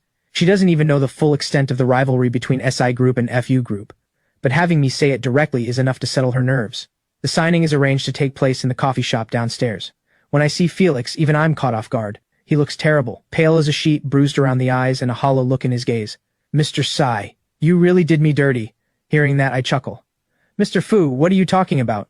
When have I ever done anything to you? Felix glances around, spots the woman standing beside me, and turns red with embarrassment. I read the situation, wave a hand, and tell Sage, go let the owner know, we're taking the whole place. Anyone still here gets double compensation. Sage takes that as her cue, and immediately starts clearing people out. She's not blind or deaf. Clearly, Felix wants privacy right now and she's in the way. If this billion-dollar deal falls through because of her, no amount of selling herself would cover the loss. Once everyone clears out, Felix finally exhales. Last night, didn't I ask you to help me? How did you just leave? I play dumb. Your fiancé came to pick you up. What reason did I have to stick around and get involved? Felix sighs. Look, about the fiancé thing, I do have a childhood engagement with the Tang family, but the girl went missing when she was very young. Last night that woman was Talia Tang, the Tang family's adopted daughter. She's always wanted to claim that engagement for herself, but I never expected her to go this far. Now she's using it to pressure me into marrying her. What am I supposed to do? I frowned slightly. It's a family alliance. Adopted or biological, all it really takes is a justification. And from what I saw, Talia is attractive, and clearly has strong feelings for you. Otherwise she wouldn't have gone to those lengths. Why not just agree to the marriage? What's the point of agonizing over it? Felix lets out a helpless sigh. She doesn't care about me. She just wants the title of Fu family wife. And if I agree, what does that mean for the real Tang daughter who went missing? Isn't that unfair to her? My lips twitch. This guy, I genuinely cannot figure out how Felix became a CEO. Fair or not, the Tang family offers connections and consolidates your position within the Fu family. That's what matters. Unless you've gone and fallen for someone else. Wait, have you ever even met the real Tang daughter? Felix shakes his head. I was 5 when the engagement was made. She had just been born. She went missing by the time she was 5. I've never met her. I don't even know her name. I go quiet for a moment. So you're telling me you're holding on to an engagement for someone you've never met, someone whose name you don't even know, a person who's been missing for years. Are you serious? Do your parents know you're this committed? Felix lets out an awkward laugh. It's not really about her. I just don't like Talia. I take a slow breath and ease my tone. It's a family alliance. You don't have to like her. Talia has the looks, the figure, the family background. What exactly are you not satisfied with? What, she's not enough for you? Because from the look on your face, that's not actually the issue, is it? Felix just looks pained. I just don't like her. I shake my head, genuinely disappointed. For the heir of an empire this size, he is far too ruled by his feelings. For someone at this level to be so hung up on romance, all it would take is one person playing on his emotions and Fu Group would take devastating losses. Partnering with someone like this is extremely risky. Buzz. Before I can say another word, my phone vibrates. It's Isolde's number. I answer. We have Isolde. Get 10 million in cash ready immediately. Come to the abandoned factory on the east side alone to make the exchange. No police, or we end her. I hang up and think for a few seconds. Then I dial emergency services. Someone has been kidnapped. Her name is Isolde Mu. Location is the abandoned factory on the east side. They're demanding 10 million. The Enforcement Bureau receives the report and immediately dispatches a response team. After hanging up, I turn back to Felix. I think I need to seriously reconsider this partnership. You let your feelings run everything, and that makes me doubt your judgment. Felix points at my phone. Wasn't Isolde your ex-fiancée? She's been kidnapped. And you're not worried? I keep my expression steady, though honestly even more done with Felix. First, Isolde and I have a strictly professional relationship at this point. Second, rescuing people is the Enforcement Bureau's job. My presence would do nothing and would only give bad actors an opening to use against me. Our partnership ends here. A word of advice, Mr. Fu. You are not suited to hold real power. Felix gets to his feet. Mr. Sai, I can offer more concessions. Give it another thought? I shake my head. If Fu Group continues to be run by Felix, its future is bleak, and I'm not going to tie myself to a company with no real long-term prospects. No need, Mr. Fu. I have things to attend to. We'll talk another time. I walk out of the coffee shop without hesitation and signal to Walt across the way with a wave. East side. Even though things are done with Isolde, letting her die isn't something I'm willing to do. If it's just money they want, 10 million is within my range. Walt hits the gas. Abandoned factory on the east side. Isolde and Gloria have set the scene. Once Isolde is hoisted up, she asks nervously, will this actually bring him back? Gloria, carefully nodding, checks the tension on the rope and says, trust me, this time Callum will come back to you. Once Isolde is suspended, a strange unease settles in. If you try anything against me, you will not walk away from it. Gloria smiles. What could a nobody like me possibly do to someone like Mrs. Isolde Mu? I just want back what's rightfully mine. Isolde's face drains of color and she thrashes wildly. Let me go right now, or Callum will not let you live. Gloria shakes her head. Oh, I know Callum won't leave you hanging. I'm just here for a little money, and then I'm leaving Tianhai City. Leaving you, this monster. So, oh, these eyes go wide. If you dare betray me, I will make sure you never have a good death. Wah-woo, wah-woo. A wave of sirens floods the air outside the factory, and both Isolde and Gloria freeze. Ha! Isolde, do you see that? Callum called the police. He wouldn't even spend 10 million on you. Think about how good he was to you. Gave you unlimited spending on his card, anything you wanted, a $30 billion betrothal gift, more than the entire Mu family fortune combined. And now, he won't give you a single cent. You monster, you're finally getting what you deserve. The person who loved you most, and you destroyed it with your own hands, and if I tell him today about the 3 years you and I spent running schemes on him, do you honestly think he'll still care about whatever pitiful bond of friendship you two have left? Isolde goes blank with fear, and then explodes into wild struggling. Gloria, let me down, I promise you. Let me down, keep the truth from him, and I'll let you walk free. I'll give you 10 million, no, 30 million, 50 million. I'll send you anywhere in the world you want to go. Please, just let me down. Gloria's expression goes cold. I've been an idiot once already. Do you think I'd be stupid a second time? Your money, I wouldn't dare touch it. What's the point of money if I'm not alive to spend it? And besides, who is Callum Sy? Someone who's been dominating the business world since the age of 10. Do you think the list of people he's ruined is short? I know how ruthless he is. I couldn't even escape your hands. There's no way I'd survive his. He's done with you now, which means you're useless to me. Isolde panics. What are you doing? The Enforcement Bureau is already here. If you hurt me, you're finished. Gloria laughs.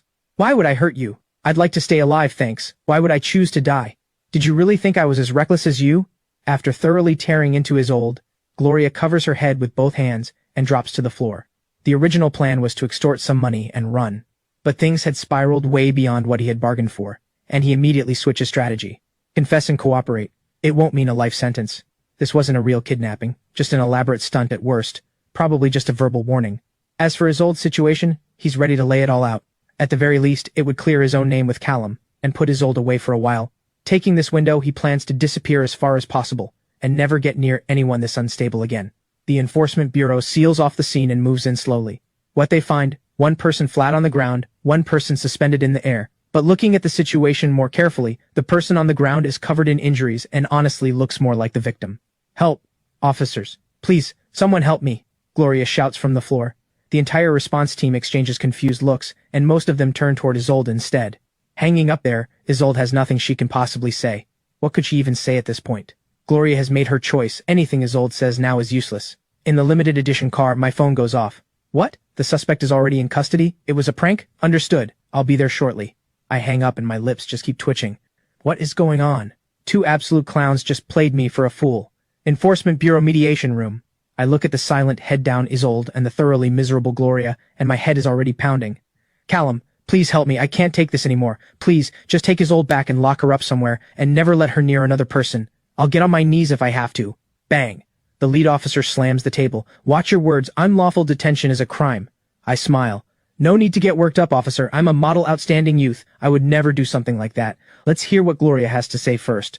Gloria wipes her eyes, pulls out her phone, and opens her photo gallery. Callum, take a look at these contracts. They're all handwritten, but I think you'll recognize the handwriting. I take the phone, scroll through the gallery, and skim through over 30 contract documents in quick succession, my expression getting stranger by the second. Isolde, the handwriting on every single one of these is yours. I'm the one who taught you how to write. Tell me honestly, did you write these? Isolde can't deny it and gives a small nod. Gloria jumps in immediately. Callum, there are videos below too. Watch all of them. You have no idea how much I've been through because of you. Gone through for me? I pause, then tap play. Every clip is short, clearly recorded in secret, the person behind the camera terrified of being caught. But after nearly 100 clips, the picture is completely clear to me. Just as I thought, Isolde really didn't lie that day. She and Gloria never had anything going on. But what I can't wrap my head around, how does a girl who had everything going for her end up this twisted inside? Did I somehow raise her wrong? I treated her like she was made of glass from the very beginning. Never let anything hurt her, emotionally or otherwise. Her rebellious phase, her difficult attitude. Those I could understand, because I spoiled her. But how did she become genuinely disturbed? Isolde, is this really what all those years together amounted to? The more I think about it, the angrier I get. If the flower had been taken by someone else, I'd be hurt, but I'd understand. Beautiful things always draw attention. A rebellious teenager chasing what she thought was right, that I could have accepted. But now I'm being told the flower was rotten from the start, twisted into something dangerous long ago, and it went out and started hurting people. Isn't that a direct slap to my face? A broken engagement, fine, people would talk for a while. But 20 years of raising someone only to end up with this, they'd never let me forget it. And once this gets out, after people with agendas get through spinning it, my character as Callum Sy will be under fire, and the public fallout on my personal life will be massive. Isolde has nothing to say, head down, completely silent. I take a slow, deep breath. Gloria, I know these past few years have been hard on you, and I'm willing to compensate you. I'm hoping you and Isolde can resolve this privately. Gloria shakes her head. I don't want money, and I'm not pressing charges. All I want is a written guarantee, signed here at the Enforcement Bureau, that neither of you will ever come after me again. Gloria has learned this lesson the hard way. When you're facing a family with this kind of power, A family that practically funds half of Tianhai City's economy every year. Even the Enforcement Bureau tends to look the other way. Isolde would get a light sentence at best, while Gloria would be the one who gets destroyed. Someone this powerful, who would dare take their money? Hearing her terms, something shifts in my eyes. After everything came to light, I had already been planning to deal with Gloria. But now, I see she's smarter than I gave her credit for. She's been building a paper trail for years. If I move against her now, there's almost certainly more she has in reserve, and that would become a much bigger problem. The guarantee, we can write that. But I'm also giving you compensation. I want you to take that money, find somewhere better to live, and get some help for the damage all of this has done. Gloria understands exactly what this is. I'm covering against her going back on her word. Once she takes the money, if she ever tries to flip the story, the SI family has more than enough power to bury her. Fine, give me 10 million, and I'll take the guarantee, take Isolde's secrets, and disappear from Tianhai City forever. Knowing when to cut your losses, that's wisdom. After everything she's been through, Gloria has finally understood it. She takes the guarantee and the money, and that same night boards a flight and leaves Tianhai City behind.